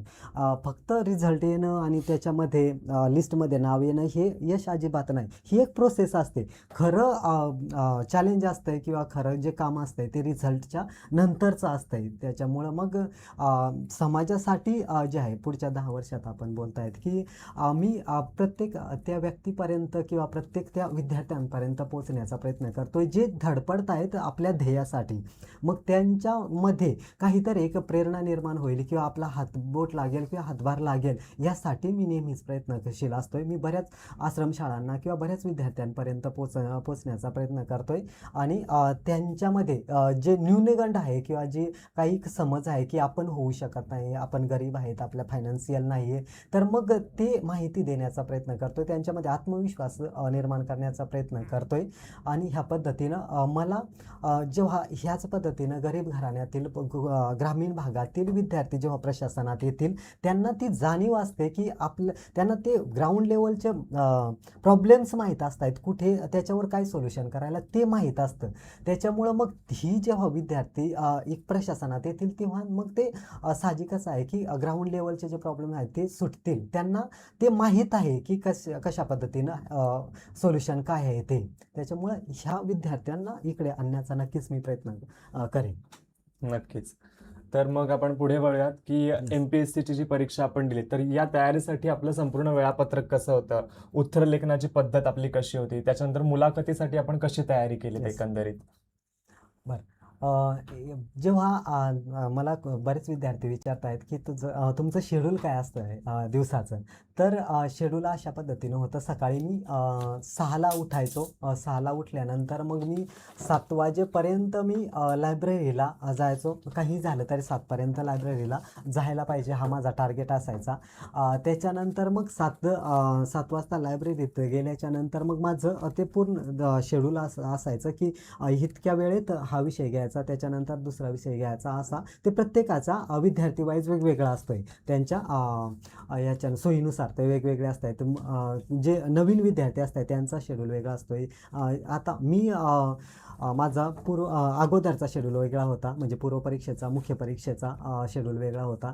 तर मग मी सकाळी 7 वाजता लायब्ररीला जायचो. त्याच्यानंतर मग दुपारी 1 वाजेपर्यंत जेवण व्हायचं. तोपर्यंत माझे एक सब्जेक्ट पूर्ण व्हायचा. जेवणानंतर दुसरा सब्जेक्ट असायचा आणि मग नंतर परत 6 वाजेपर्यंत असा असायचा. त्याच्यानंतर 6 नंतरचा दुसरा सब्जेक्ट असायचा. असा मी 7 ते रात्री मग 12 वाजेपर्यंत कंटिन्यू असायचो. नंतर मी टाईम वाढवलेला, म्हणजेच मी पुण्याला असताना 7 ते 11पर्यंत एक लायब्ररी होती. नंतर मग म्हणजे 11 वाजता बंद व्हायची. मग नंतर मी लायब्ररी चेंज केली. मला 24 तास पाहिजे होते, म्हणजे मुख्य परीक्षेच्या वेळेस तुम्हाला टाईम लिमिट ठेवावा लागत नाही, कारण तिथे फक्त तुम्ही पास किंवा कट ऑफपर्यंत नाही पोचायचं, तुम्हाला कट ऑफपेक्षा खूप लीड घ्यावी लागते. तर मग तिथे मला टाईम लिमिट नको पाहिजे होता. तर मग नंतर मी शेवटचे मला वाटतं 2 महिने लायब्ररी चेंज केली, जी 24 तास लायब्ररी होती. मग तिथे माझं टाईम लिमिट नव्हतं. मला वाटलं की आज 1 वाजेपर्यंत 2 वाजेपर्यंत अभ्यास करायचा, तर मग मी थांबायचो. त्याच्यामुळं मग ते एक होतं की बाबा ते टाईम लिमिट नंतर मी ठेवला नाही. मुख्य परीक्षेला मी प्रत्येक विद्यार्थ्याला हे सांगेल की पूर्वपरीक्षेला ठीक आहे तुम्ही 8 तास किंवा मग 10 तास किंवा 12 तास किती अभ्यास करताय तेव्हा, पण मुख्य परीक्षेला टाईम लिमिट नाही ठेवायचा नसतोय, कारण तिथे जास्तीत जास्त तुम्हाला पुढे जायचं असतंय. तर मग ते मी केलेलं. मग तिथे मग 10, 12 किंवा 15 तासपर्यंत मी बसायचो. तेवढा ॲक्च्युअलमध्ये अभ्यास होत नाही. मी हे परत सांगतोय, 8 तास माणसाची कॅपॅसिटी असते, 8 तास अभ्यास होतोय. पण मुख्य परीक्षेमध्ये ते एनर्जी कदाचित ॲटोमॅटिक वाढते सगळ्या विद्यार्थ्यांची, मग ते लोड असतोय, त्याच्यामुळं मग तिथे 12-13 तास होऊन जात आहे. ठीक आहे. तर मग आपण पुढे वळूया. नोकरी आणि इतर जबाबदाऱ्या जे सांभाळणारे विद्यार्थी आहेत तरी त्यांना स्पर्धा परीक्षांमध्ये उतरायचं असतं, तर त्यांना आपण काय सल्ला देऊ इच्छिता? हे एक महत्त्वाचा मुद्दा आहे, कारण सगळ्यांनाच पूर्ण वेळ देऊन अभ्यास करता येत नाही. तर मग जे नोकरी करतायत किंवा मग इतर त्यांच्यावर जबाबदाऱ्या असतायत, तर त्यांनी इथे कसं असतं, MPSC हा एक समुद्र आहे, ज्या समुद्रामध्ये तुम्ही जितके खोलवर जाल तितके तो खोलात मध्ये आपल्याला घेऊन जातोय. तर मग जेव्हा मी नोकरी करणार आहे किंवा मग इतर जबाबदाऱ्यांना म्हणजे जे विद्यार्थी किंवा जे ॲस्पिरंट आहेत त्यांना हे सांगू इच्छितो की अगोदर ना त्यांना हे ओळखायला पाहिजे की ॲक्च्युअली MPSCला काय पाहिजे. म्हणजे ज्या गोष्टी पाहिजेत त्याच गोष्टी करणं गरजेचं असते. उदाहरणार्थ जे PYQच्या माध्यमातून आपण ॲनालिसिस करायला पाहिजे. आयोग MPSC कोणत्या टॉपिकवर जास्ती फोकस करते, कोणत्या टॉपिकवर जास्ती प्रश्न विचारते, कोणत्या टॉपिकला MPSCने अजून टच केलेला नाही आहे किंवा मग कोणत्या टॉपिकवर कमी प्रश्न विचारते, असा प्रायोरिटी लावून प्रत्येक सब्जेक्टचे टॉपिक काढायचे प्रायोरिटीनुसार. उदाहरणार्थ पॉलिटीचा समजा आपण घेतला, फंडामेंटल राईट किंवा DPSP यांच्यावर प्रत्येक वेळेस प्रश्न असतोय. काही राज्यपाल झाले असं, मग असे प्रायोरिटीनुसार आपण टॉपिक प्रत्येक सब्जेक्टचे काढायला पाहिजे आणि मग ज्याच्यावर MPSC प्रश्न विचारते तेच टॉपिक व्यवस्थित करणं गरजेचं असतंय. आणि मग ह्या पद्धतीने जेव्हा केलं किंवा मग MPSCचे PYQचं व्यवस्थित ॲनालिसिस केलं, त्याचा ॲप्रोच काय आहे MPSCचा पेपर सॉल्व करण्याचा, तर मग ते जेव्हा आपल्याला कळतंय तेव्हा नेमका अभ्यास काय करायचा ते आपल्याला कळते. आणि मग आपल्याला वेळ कमी असला तरी आपण प्रायोरिटीनुसार त्याचं रिव्हिजन करायचं किंवा त्याच्या नोट्स काढायच्या आणि त्याचं व्यवस्थित रिव्हिजन करून क्वेश्चन पेपर सॉल्व करून त्याची प्रॅक्टिस करून आपण तिथपर्यंत जाऊ शकतोय. बाकीचं जे पूर्ण वेळ अभ्यास करतात त्यांच्याकडे वेळ असतोय, पण जे नोकरी करणारे जबाबदारी असतात ज्यांच्यावर असतात ते लिमिटेड करणं गरजेचं असतं, पण तेच करायला पाहिजे जे आयोगाला अपेक्षित आहे. तर त्याच्यामुळं हे करणं गरजेचं आहे. ठीक आहे, नक्कीच तुम्ही छोट्या छोट्या ज्या टिप्स दिल्या ते आता येऊ घातलेले स्पर्धा परीक्षक जे आहेत ते विद्यार्थी आहेत ते त्यांचा वापर करतीलच. तर मला असं म्हणायचं आता पुढे की यशस्वी होण्यासाठी बुद्धिमत्ता महत्त्वाची की सातत्य, आणि जे उत्तर असेल तुमच्याकडून बुद्धिमत्ता किंवा सातत्य, तर ते का? येस, मी आताच माझा प्रवास मांडला, यातून कदाचित तुम्हाला ही गोष्ट समजली असेल की बुद्धिमत्ता माझ्यामध्ये किती होती ती. त्याच्यामुळं मी सातत्याला प्रायोरिटी देईल की बुद्धिमत्ता तुमच्याकडे किती आहे ह्यापेक्षा तुमचं सातत्य किती आहे हे सगळ्यात महत्त्वाचं आहे. कारण मला 10वीपर्यंत वाचता येत नव्हतं, 10वीला मी 3 वेळा फेल झालेला, म्हणजे माझी बुद्धिमत्ता कुठे होती याच्यावरून दिसून येत आहे. पण नंतर जेव्हा मी सुरुवात केली तेव्हा माझ्या सातत्यामध्ये मी खंड पाडू दिलं नाही. काही झालं तरी रोज अभ्यास करायचा, व्हायलाच पाहिजे ही प्रायोरिटी ठेवली. मला माहीत होतं की माझी बौद्धिक क्षमता कदाचित तिथपर्यंत नसेल, बाकीच्यांना जर 2 वर्षामध्ये पोस्ट भेटत असेल तिथे मला 4 वर्ष लागणार आहेत हे मला माहीत होतं, पण मी सातत्य ठेवणार आहे हे माझं कन्फर्म होतं. त्याच्यामुळं मी सातत्यालाच प्रायोरिटी देतोय. कारण प्रत्येक शाळेमधून प्रत्येक वर्षी पहिला नंबर, दुसरा नंबर असे विद्यार्थी निघून येत आहेत, पण ते सगळेच विद्यार्थी पुढे जाऊन सक्सेस होत नाही. पण कुठेतरी एक मागे बेंचवर बसणारा विद्यार्थी नंतर आपल्याला बातमी येते की तो कोणीतरी अधिकारी झाला किंवा कोणीतरी कुठेतरी मोठ्या पदावर गेला, असं आपण आपल्याला ऐकायला येतं. तर याच्या मागे एकच असतंय की त्याचं सातत्य असतंय. त्याच्यामुळे सातत्य ठेवणं गरजेचं असतंय आणि ते सातत्य डेडिकेटेड पाहिजे. म्हणजे आज असं नाही आहे की बाबा आज फक्त 4 तास अभ्यास केला तर उद्या फक्त 2 तास अभ्यास करायचा असा, किंवा 2 तास काम करायचं. तुम्ही 4 तासच करा काम किंवा अभ्यास करा, पण कंटिन्युअसली तुम्ही 4 तास करा असं. मग त्याच्यामध्ये वाढ होऊ शकतायत पण कमी नका करू असं, किंवा मग 2 दिवस केलं आणि 4 दिवस नाही केलं तर असं नाही व्हायला पाहिजे. ते सातत्य टिकून राहणं गरजेचं आहे. तेव्हा मग कोणतीही गोष्ट असू दे, किती अवघड असू दे, ती 100% आपण मिळवू शकतो. नक्कीच. आता मी असं तुम्हाला विचारतो की तुम्हाला एखाद्या गोष्टीचा तणाव आला किंवा तुमचा आत्मविश्वास कुठेतरी ढासळलाय असं तुम्हाला वाटतंय, तर यावेळी तुम्ही स्वतःला कसं सावरलं? येस, असा बऱ्याच वेळा होतंय किंवा बऱ्याच वेळा झालेला आहे. कारण कोणतंही यश किंवा कोणतंही मोठं यश हे एका झटकेत मिळत नसतंय. त्याच्यामध्ये खूप वेळा अपयशाला आपल्याला सामोरं जावं लागतंय. आता माझी जेव्हा बऱ्याच वेळेस पूर्व परीक्षा, आता 2019 पासून मी तयारी करत होतो. 2024ची परीक्षा, पण 25ला फायनल रिझल्ट आला. तोपर्यंत माझं बऱ्याच वेळा अपयश आलं. मला खूप बऱ्याच वेळा कधी 1 मार्कासाठी, कधी 2 मार्कासाठी, कधी पॉईंट्स 50 मार्कासाठी माझा रिझल्ट गेला आहे. तर मग अशा वेळेस म्हणजे असं होतंय की आता म्हणजे आपली कदाचित क्षमताच नसेल तिथपर्यंत पोचायची, किंवा मग कॉन्फिडन्स लेवल डायरेक्ट ग्राउंड लेवलला जातोय. म्हणजे असं वाटतं की आपल्यामध्ये म्हणजे हेच नाही की आपण करू शकत नाही असं. तर मग त्यावेळेस म्हणजे मी कोणता तणाव असू दे किंवा मग कोणतीही गोष्ट असू दे, कॉन्फिडन्स लेवलचा 0 लेवलला गेलेला असू दे, मी नेहमी एक गोष्ट करतो, मी असं एकट्यात जातोय कुठेतरी निवांत जागी, आणि तिथे मी स्वतःशी बोलतोय, स्वतःशी संवाद साधतोय. मी तोपर्यंत स्वतःशी संवाद साधतोय जोपर्यंत मला प्रत्येक प्रश्नाचं उत्तर भेटत नाही. तोपर्यंत संवाद साधतोय जोपर्यंत माझ्या मनाचं समाधान होत नाही तोपर्यंत. मग जर मी कधी विद्यार्थ्यांना सजेस्ट करतोय, मी पुण्याला गेलो होतो तेव्हा सजेस्ट केलेलं आहे, की पुण्यामध्ये असं एक निवांत जागा नाही आहे. तुम्ही काय करा, कानात एअरफोन घाला, फक्त गाणी लावू नका आणि बोला, तुम्ही स्वतःशी बोला, स्वतःला प्रश्न विचारा आणि स्वतःच त्याचे उत्तर देण्याचा प्रयत्न करा. मग हे मी करायचो आणि त्याच्यामुळं मग मला याचा अनुभव असा आला, की प्रत्येक प्रश्नाचं उत्तर आपल्याकडेच असतोय, स्वतःमध्येच असतोय, फक्त आपण स्वतःशी संवाद साधत नाही, आपण त्याचं उत्तर बाहेर शोधण्याचा प्रयत्न करतोय. तर मग ते ॲनालिसिस स्वतःला करायचं, की आपण कुठे चुकतोय, का चुकतोय, त्याच्यानंतर मग इथून आपण इथे आहे तर इथून आता आपल्याला पुढे कसं जायला पाहिजे, काय सुधारणा करायला पाहिजे, हे नंतर मग आपण स्वतःकडूनच उत्तर आपल्याला येत आहेत. मग हे मी करतोय, स्वतःच संवाद साधतोय आणि नंतर मग ते थोड्या वेळाने मग परत आपण त्या स्टेजवर येतोय असं.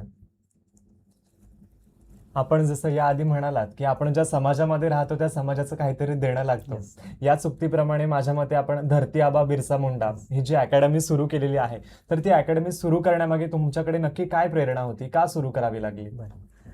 मी इथे एक मुद्दा मांडतोय परत एकदा जो मागे मांडलेला आहे कंठे सरांचा. ओके. कारण त्यांनी मी परत सांगतोय, की ते त्यांचं आणि माझं काही रक्ताचं नातं नव्हतं किंवा काहीच नातं संबंध काहीच नव्हतं.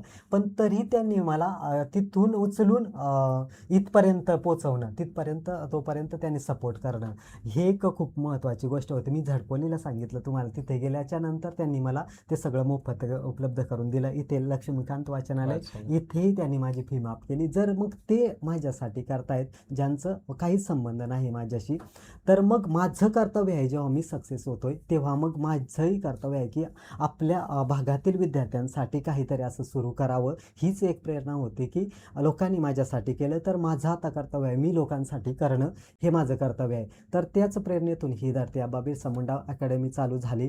उद्देश हा होता की जोपर्यंत मी घरी आहे तोपर्यंत मी विद्यार्थ्यांना एका ठिकाणी एकत्र आणून त्यांना मार्गदर्शन करेल. जे मला माहीत आहे ज्या गोष्टी, त्या गोष्टी विद्यार्थ्यांना शेअर करेल. तर हा एक उद्देश होता. त्याच्यामुळं मग त्यातूनच ही अकॅडमीची कॉन्सेप्ट निघून आली. आता जवळपास 70 विद्यार्थी त्या आपल्या अकॅडमीमध्ये आहेत. चांगली गोष्ट. हो. आणि पहिली बॅच आपली होती, त्या पहिल्या बॅचमधून आपले 6 विद्यार्थी झाले जे पोलीस भरतीमध्ये झाले. ओके. तर त्याच्यामुळं मग रिझल्ट आहे चांगला आणि रिस्पॉन्स पण चांगला आहे. विद्यार्थी येत आहेत, तिथे अभ्यास करतायत, प्रॅक्टिस करतायत. आत्ताच आपल्याच विद्यार्थी जो कंबाईन मुख्य परीक्षेसाठी आता पात्र झालेला आहे, पूर्व परीक्षेला पास झालेला आहे आपल्या अकॅडमीचा, आपल्या बॅचचा विद्यार्थी, MPSC बॅचचा विद्यार्थी. तर त्या पद्धतीनं हे सगळं चालू आहे. सगळे आपले ग्रामीण भागातलेच विद्यार्थी आहेत.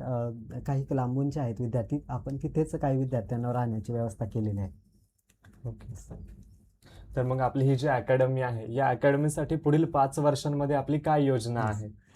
येस, हा खूप महत्त्वाचा प्रश्न तुम्ही विचारला. कारण ऑलरेडी अजून माझी जॉईनिंग आली नाही आहे. तर मग त्याच्यामुळं इथे मला फायनान्शियल खूप सारे प्रॉब्लेम्स येत आहेत. कारण कोणतंही एखादी संस्था किंवा काही कोणताही घटक चालवण्यासाठी आर्थिक खूप गरजेचं असतं. मी वेगवेगळ्या संस्थांशी, वेगवेगळ्या व्यक्तींशी बोलतो आहे, की आपले विद्यार्थी आहेत, आपल्या अकॅडमी आहे, त्या आपल्या अकॅडमीमध्ये इतके विद्यार्थी आहेत, त्यांना ह्या गोष्टींची गरज आहे. तर मग त्या गोष्टींची पूर्तता करण्यासाठी मी वेगवेगळ्या व्यक्तींशी बोलतो. काही डोनर भेटत आहेत, काही मदत करणारे भेटत आहेत. तर त्यांच्या माध्यमातून ह्या पद्धतीनं आतापर्यंत चालू आहे. माझं पुढचं प्लॅनिंग हे आहे की एक स्वतंत्र इमारत उभी करावी. तिथे मुलींचं एक हॉस्टेल असावं आणि तिथेच राहून त्यांना प्रॅक्टिस करण्यासाठी सगळ्या गोष्टी किंवा सगळ्या सुविधा उपलब्ध करून द्याव्यात.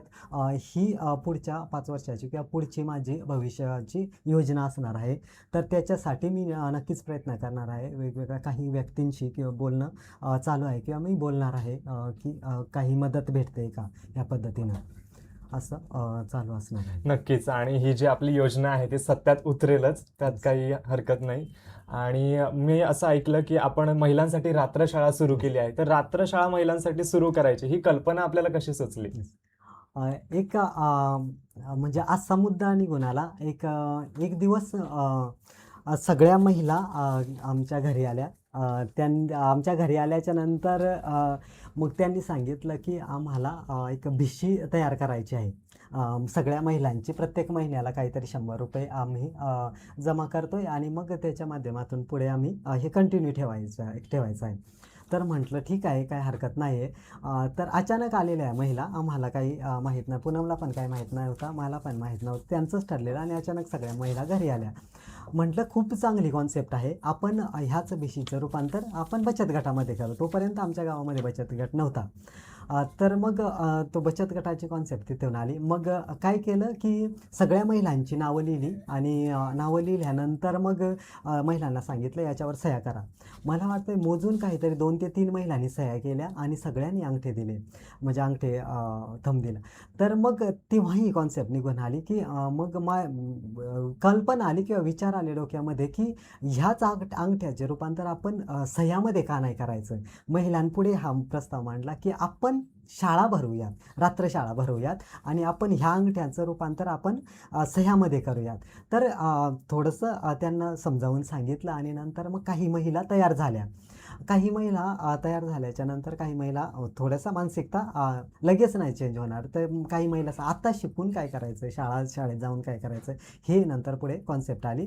पण ठरवलं भरवायची लगेच. जेव्हा आपण एखादा निर्णय घेतोय तेव्हा त्या निर्णयाला जेव्हा आपण कुठेतरी 1 आठवडा 2 आठवडे देतोय, तो निर्णय तिथेच थांबतोय. मग त्याच दिवशी सांगितलं आणि लगेच दुसऱ्या दिवशी आम्ही शाळा चालू केली. शाळा अंगणवाडीमध्ये आम्ही भरवतोय रात्रशाळा. पहिल्या दिवशी काहीतरी 10 ते 12 महिला आल्या. 10 ते 12 महिलांना सुरुवात केली आम्ही. काहीच नव्हतं आमच्याकडे, म्हणजे पुस्तकं, वह्या किंवा काही पेन काहीच नव्हतं. फक्त शाळा चालू केली, भरवलं. नंतर मग मी दुसऱ्या दिवशी मग त्यांना एक छोटी वही आणली, एक पेन आणला. तर मग वही आणि पेन त्यांना दिली आणि मग नंतर सुरुवात केली. सुरुवात केल्यानंतर पूनमला सांगितलं की आता तुला हे सगळं तुलाच बघायचं आहे आणि आता तीच बघते सगळं. त्याच्यामुळे तीच एक शिक्षिका झाली, तीच मुख्याध्यापिका झाली आणि नंतर मग पुढे असा ठरवलं की आपल्या गावामध्ये ज्या मुली 10वी 12वीपर्यंत शिकलेल्या आहेत त्यांना आपण शिक्षिका म्हणून ठेवूयात. त्यांना मग ते केलं. 10वी 12वी झालेल्या मुलींना तिथे शिक्षिका म्हणून आम्ही नेमलं. पूनम मुख्याध्यापिका म्हणून ती आहे, तिथे काम करते. तर मग अशा पद्धतीनं मग 10-12च्या 25 महिला झाल्या. नंतर मग त्यांना पुस्तकं वगैरे, आताच एक मोक्का फाउंडेशन म्हणून आहे मुंबईची, तर त्या संस्थेने त्यांना पुस्तकं म्हणून दिलेले आहेत. आपला प्रकल्प अधिकारी मॅडम गलांडे मॅडम, पेन प्रकल्प अधिकारी मॅडम, त्यांनी या महिलांना शैक्षणिक साहित्य दिलं. तर मग ह्या पद्धतीनं सध्या चालू आहे. मी थोडंसं इथे हे करतोय, म्हणजे रात्रशाळेची कॉन्सेप्ट पुढे थोडीशी घेऊन जातोय. तर ही जी रात्रशाळेची कॉन्सेप्ट आहे ही सहज निघून आली, पण नंतर हळूहळू त्याच्यामध्ये चेंजेस होत गेले, विचार बदलले, त्याच्यामधून खूप सारे पॉईंट्स निघून आले किंवा मग संकल्पना निघून आल्या की जेव्हा रात्रशाळा आम्ही भरवायला लागलो तेव्हा महिलांमध्ये ती एक उत्सुकता निर्माण झाली की आता आम्ही महिला स्वतः सांगतायत की आम्ही संपूर्ण आयुष्य, मी 70 वर्षाची एक महिला सांगतोय, 70 वर्षाची झाली, 70 वर्षापर्यंत मला फक्त अंगठा देता येत होता, आता मला सही करता येते. तर ही जी त्यांची भावना आहे ती उत्सुकता खूप म्हणजे प्रेरणादायी ठरते. त्याच्यामुळं मग त्या महिलांना आवड निर्माण झाली. आम्ही रात्रशाळेमध्ये वेगवेगळे काही उपक्रम राबवतोय, जसं की ज्या गव्हर्मेंटच्या शासनाच्या योजना आहेत त्या योजनांची माहिती देणं, वेगवेगळ्या व्यक्तींना त्या रात्रशाळेला भेटी देण्यासाठी बोलावणं, वेगवेगळ्या संस्थांना बोलावणं, बचत गटाच्या काही व्यक्ती आहेत किंवा ज्या संस्था आहेत काम करतायत त्यांना तिथे बोलावणं, तिथेच त्यांची माहिती देणं, असे वेगवेगळे उपक्रम रात्रशाळेच्या माध्यमातून पुढे निघून आले. सगळ्यात महत्त्वाचा सकारात्मक परिणाम मला रात्रशाळेचा दिसून आला तो हा आहे की रात्रीच्या जेव्हा 9 ते 10 वाजेपर्यंत आमची शाळा असते, जेव्हा 10 वाजता महिला घरी जाता येतं तेव्हा एक महिला आणि तिचा मुलगा हा दोघं एकत्र अभ्यासाला बसतायत. जो महिलांना अभ्यास दिला जातोय तो करण्यासाठी ती महिला बसते आणि सोबत त्या महिलेचा मुलगा. आणि हे जे वातावरण आहे अभ्यासाचं वातावरण ते खूप पॉझिटिव्ह देणार आहे, म्हणजे विचार देणार आहे. कारण ज्या महिला कधी हातात पेन न धरणाऱ्या, वही पुस्तक न धरणाऱ्या त्या महिला आज अभ्यासाला बसतायत आणि त्यासोबतच त्या आपल्या मुलाला घेऊन बसतायत आणि मुलगा आईला शिकवतोय. तर हे दृश्य खूप चांगलं ठरलं. तर मग त्याच्यामुळं त्यांच्यामध्ये एक पॉझिटिव्ह अजून असा परिणाम झाला की ते नेतृत्व जे क्षमता आहे ती वाढत गेली. त्यांचे विचार बदलले. जी मानसिकता होते की आपण हे जे आयुष्य आहे तेच आपलं आयुष्य आहे, याच्या पलीकडेचं किंवा चूल आणि मूल याच्या पलीकडे आपलं जीवन किंवा आयुष्य नाही आहे.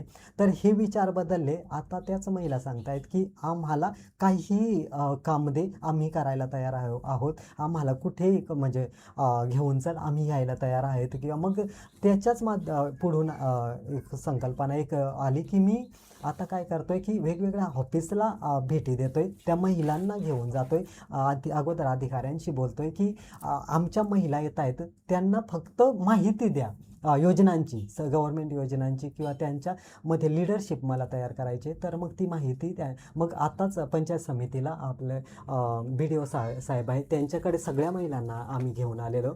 मग त्यांनी जवळपास एक तास दिला, 1-1.5 तास दिला महिलांसाठी.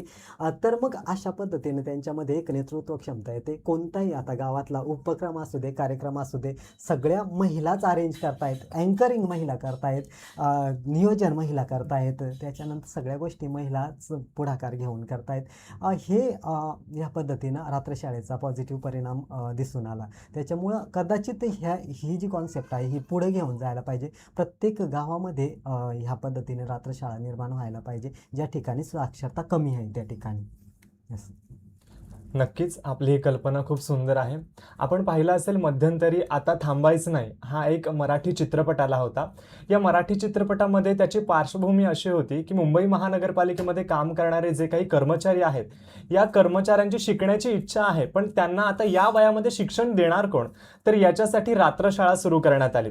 बघा, जर आपल्या मनात जिद्द असेल तर त्या जिद्दीच्या जोरावर आपण काहीही करू शकतो. आणि हीच पार्श्वभूमी हे चित्रीकरण एकंदरीत आपल्या जवळच्या भागामध्ये ऐनाची वाडीसारख्या गावामध्ये हे चित्रीकरण आपल्याला सत्यात उतरताना पाहायला मिळतंय. ही आपल्यासाठी खूप अभिमानाची गोष्ट आहे. खूप सुंदर कल्पना आहे सर.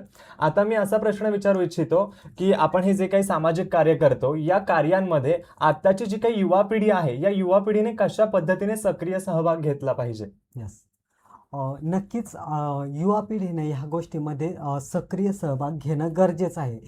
कारण ज्या गोष्टी आपल्याला माहीत आहे त्या लोकांपर्यंत पोचवणं गरजेचं आहे. आणि जर आपणच करत नाही तर बाकीचे कोण करणार, हे महत्त्वाचं आहे. मी नेहमी सांगतोय की जे सामाजिक कार्यकर्ता आहेत किंवा मग जे शिकलेले आहेत विद्यार्थी किंवा ज्यांचं ग्रॅज्युएशन झालेलं आहे, ज्यांना काही गोष्टींची माहीत आहे, त्यांना मी नेहमी सांगतोय की तुम्ही फक्त आणि फक्त तुमच्या गावापुरतं थोडासा विचार करा. तुमच्या गावामध्ये प्रत्येक विद्यार्थी शाळेत जातोय का? प्रत्येक विद्यार्थी अंगणवाडीमध्ये जातोय का? प्रत्येक विद्यार्थ्याचं ॲडमिशन होतंय का? प्रत्येक विद्यार्थ्यांचे फी भरली जाते का? प्रत्येक विद्यार्थी जे शैक्षणिक त्यांचे प्रॉब्लेम आहेत ते सगळे त्यांचे सॉल्व्ह होत आहेत का? किंवा मग गावामध्ये प्रत्येक व्यक्तीला कोणत्या सरकारी योजनेचा लाभ भेटलेला आहे का? हे अगोदर तुम्ही तुमच्या गावापर्यंत किंवा गावासाठी करा. हे स्वतःहून पुढाकार घेऊन करायला पाहिजे. कारण जेव्हा आपला गाव विकसित होईल तेव्हा आपला तालुका विकसित होईल. आपला तालुका जेव्हा विकसित होईल तेव्हा आपला जिल्हा विकसित होईल. आणि आपला जिल्हा जेव्हा विकसित होईल तेव्हा आपला राज्य विकसित होईल. आणि जेव्हा राज्य विकसित होईल तेव्हा देश विकसित होईल. पण सुरुवात मला वाटतंय की गावापासून करायला पाहिजे. कारण गाव विकसित होणं किंवा गावाला पुढे घेऊन जाणं गरजेचं आहे. तेव्हाच आपण तालुक्यापर्यंत पोहोचू शकतोय. त्याच्यामुळं जे युवा नेतृत्व आहे तर त्या युवा नेतृत्वाने आपापल्या गावावर फोकस करा अगोदर. त्याच्यानंतर मग तुम्ही तालुक्यापर्यंत पोचा, नंतर जिल्ह्यापर्यंत आणि नंतर राज्य आणि देश. तो मग ती साखळी तयार होते आणि ही साखळी जेव्हा तयार होते ती साखळी आपल्याला देशाला विकसित करण्यासाठी मदत करते. त्याच्यामुळं युवा नेतृत्वाने ह्या प्रत्येक सामाजिक शैक्षणिक कार्यामध्ये सहभागी व्हायला पाहिजे. काही आरोग्य कॅम्प लावता येत आहेत का, ते वेगवेगळ्या संस्था जशा काम करतायत तसं त्यांच्याशी कॉन्टॅक्ट करून, आता मी काही आताच मोका फाउंडेशनच्या माध्यमातून आम्ही एक आरोग्य कॅम्प लावलेला, आयुष्यमान कार्ड जे महत्त्वाचे आहेत त्यांचा एक कॅम्प लावलेला. अशा पद्धतीनं काही कॅम्प लावता येत आहेत का. अगोदर आपल्या गावाचा सर्वे करणं गरजेचं आहे की गावासाठी कोणत्या गोष्टींची आवश्यकता आहे आणि त्या पद्धतीनं पुढं घेऊन जाणं गरजेचं आहे. हे कोण करणार, युवा नेतृत्व करणार. तर ते करणं गरजेचं आहे. नक्कीच. तर एकंदरीत हा सगळा समाजकार्याचा प्रभाव युवा नेतृत्वावर कशा पद्धतीने पडेल ते तुम्ही अतिशय योग्यरित्या आम्हाला समजावून दिलं. तर मला आता पुढचा प्रश्न असा करायचा आहे की पहिल्यांदाच MPSCची तयारी करणाऱ्या विद्यार्थ्यांनी कुठून सुरुवात केली पाहिजे? याचा महत्त्वाचा प्रश्न आहे हा. कारण MPSC मी मगाशी सांगितलं एक समुद्र आहे. त्यामध्ये तुम्ही जितकं खोल जाल तितकं ते खोलवर घेऊन जाते. एक जाळं आहे, एक मायाजाळ आहे, ज्याच्यामध्ये तुम्ही जितकं गुंताल तितकं गुंतवून घेणारं ते आहे. त्याच्यामुळं इथे खूप सतर्क राहावं लागतं MPSCच्या क्षेत्रामध्ये. सतर्क यासाठी काही डिस्ट्रक्शन असत आहेत, काही चुकीचे मार्ग असत आहेत किंवा काही चुकीच्या पद्धती असत आहेत. त्या पद्धतीनं अभ्यास केला तर मग आपल्याला वर्ष वाढत जात आहेत. त्याच्यामुळे जेव्हा नवीन विद्यार्थी येतो MPSC क्षेत्रामध्ये त्यांना अगोदर तुमचा सिलेबस काय आहे तो सिलेबस समजून घेणं गरजेचं आहे. ते सिलेबस स्वतःच्या हातानं लिहून काढणं गरजेचं आहे. त्याच्या प्रत्येक पॉईंटवर तुम्ही विचार करणं गरजेचं आहे की ॲक्च्युअलमध्ये MPSCला काय कोणत्या गोष्टीची आवश्यकता आहे. जेव्हा सिलेबस लिहून काढताय त्याच्यानंतर तुम्ही त्याच्यावर त्या MPSCने अगोदर मागे म्हणजे PYQ मागच्या वर्षीचे विचारलेले किंवा मागच्या 5 वर्षाचे किंवा 10 वर्षाचे PYQ जे विचारलेले आहेत त्याचं ॲनालिसिस करणं गरजेचं आहे की किती म्हणजे तुम्ही जो सिलेबस लिहून काढलेला आहे तो सिलेबसवर किती प्रश्न येत आहेत किंवा कोणत्या टॉपिकवर कोणत्या पॉईंट्सवर जास्ती प्रश्न येत आहेत हे ॲनालिसिस करणं गरजेचं आहे. तेव्हाच तुम्ही सुरुवात करायला पाहिजे रेफरन्स बुकने. कारण जर बरेच विद्यार्थी काय करतायत, नवीन विद्यार्थी कुठून तरी यूट्यूबवरून बुक लिस्ट काढतायत, ती पुस्तकं घेऊन येत आहेत. पुस्तकं घेऊन आल्याच्या नंतर मग डायरेक्टली अभ्यासाला सुरुवात करतायत. तर ही चुकीची पद्धती होते. कारण तुम्हाला सिलेबसच माहीत नाही, तुम्हाला MPSC प्रश्न कसे विचारते हेच माहीत नाही, तर तुम्ही अभ्यास कसा करणार ना, कोणता करणार. तर मग त्याच्यामुळं अगोदर सिलेबस, नंतर मागचे प्रश्न आणि नंतर मग तुम्ही रेफरन्स बुक घ्यायला पाहिजे. तेव्हा तुमचा एक राईट डायरेक्शन होते, राईट वे होतो. त्याच्यानंतर कंपल्सरी कंटिन्युअसली टेस्ट देणं गरजेचं असतं. तुम्ही क्लासेसच्या टेस्ट द्या, आयोगाच्या द्या, कोणतेही टेस्ट द्या, पण टेस्ट देणं गरजेचं आहे. त्याच्यानंतर त्या टेस्टमध्ये तुम्ही कुठे चुकतायत, किती प्रश्न चुकतायत, कोणते चुकतायत, तो प्रश्न एखादा प्रश्न चुकला तर तो का चुकतोय याचं कारण आपल्याकडे पाहिजे आणि त्याच्यावर सुधारणा करणं कंटिन्युअसली गरजेचं असतंय. तेव्हा मग नंतर आपण पुढे निघून जातोय. नाहीतर जर फक्त आपण स्कोअर चेक केला की इतका येतोय तर मग तसं होत नाही. प्रत्येक प्रश्न का चुकला ह्याच्या मागचं आपल्याला कारण द्यावं लागतं किंवा असायला पाहिजे. तेव्हा मग आणि त्याच्यावर नंतर काम करत चालायला लागतंय. तेव्हा आपल्यामध्ये इम्प्रूव्हमेंट होते आणि नंतर आपला रिझल्ट येऊन जातोय. नक्कीच. सर ऐका, बऱ्याच वेळेला काय म्हटलं जातं की स्पर्धा परीक्षा देणारे जे काही विद्यार्थी आहेत यांच्याकडे प्लॅन बी हा असलाच पाहिजे. तर या वाक्यावर तुमचं काय म्हणणं आहे? येस, मी ह्या मताचा आहे की प्लॅन बी असायला पाहिजे. कारण भयानक स्पर्धा आहे MPSC क्षेत्रामध्ये किंवा मग कोणत्याही स्पर्धा परीक्षामध्ये. तर मग जर समजा तुमचा प्लॅन बी असेल तर मग बेस्ट आहे असं मी मानेन. कारण प्रत्येक विद्यार्थ्याचं सिलेक्शन होतच असं नाही आहे. कुठेतरी 500च्या आसपास जागा निघत आहेत MPSCच्या राज्यसेवेच्या किंवा मग कंबाईनच्या. तर मग फक्त लाखो विद्यार्थी फॉर्म भरत आहेत. तर लाखो विद्यार्थ्यांमधून कुठेतरी 500च व्यक्तींचं सिलेक्शन होणार आहे. तर मग ही स्पर्धा किंवा वास्तविकता ही माहीत असणं गरजेचं आहे.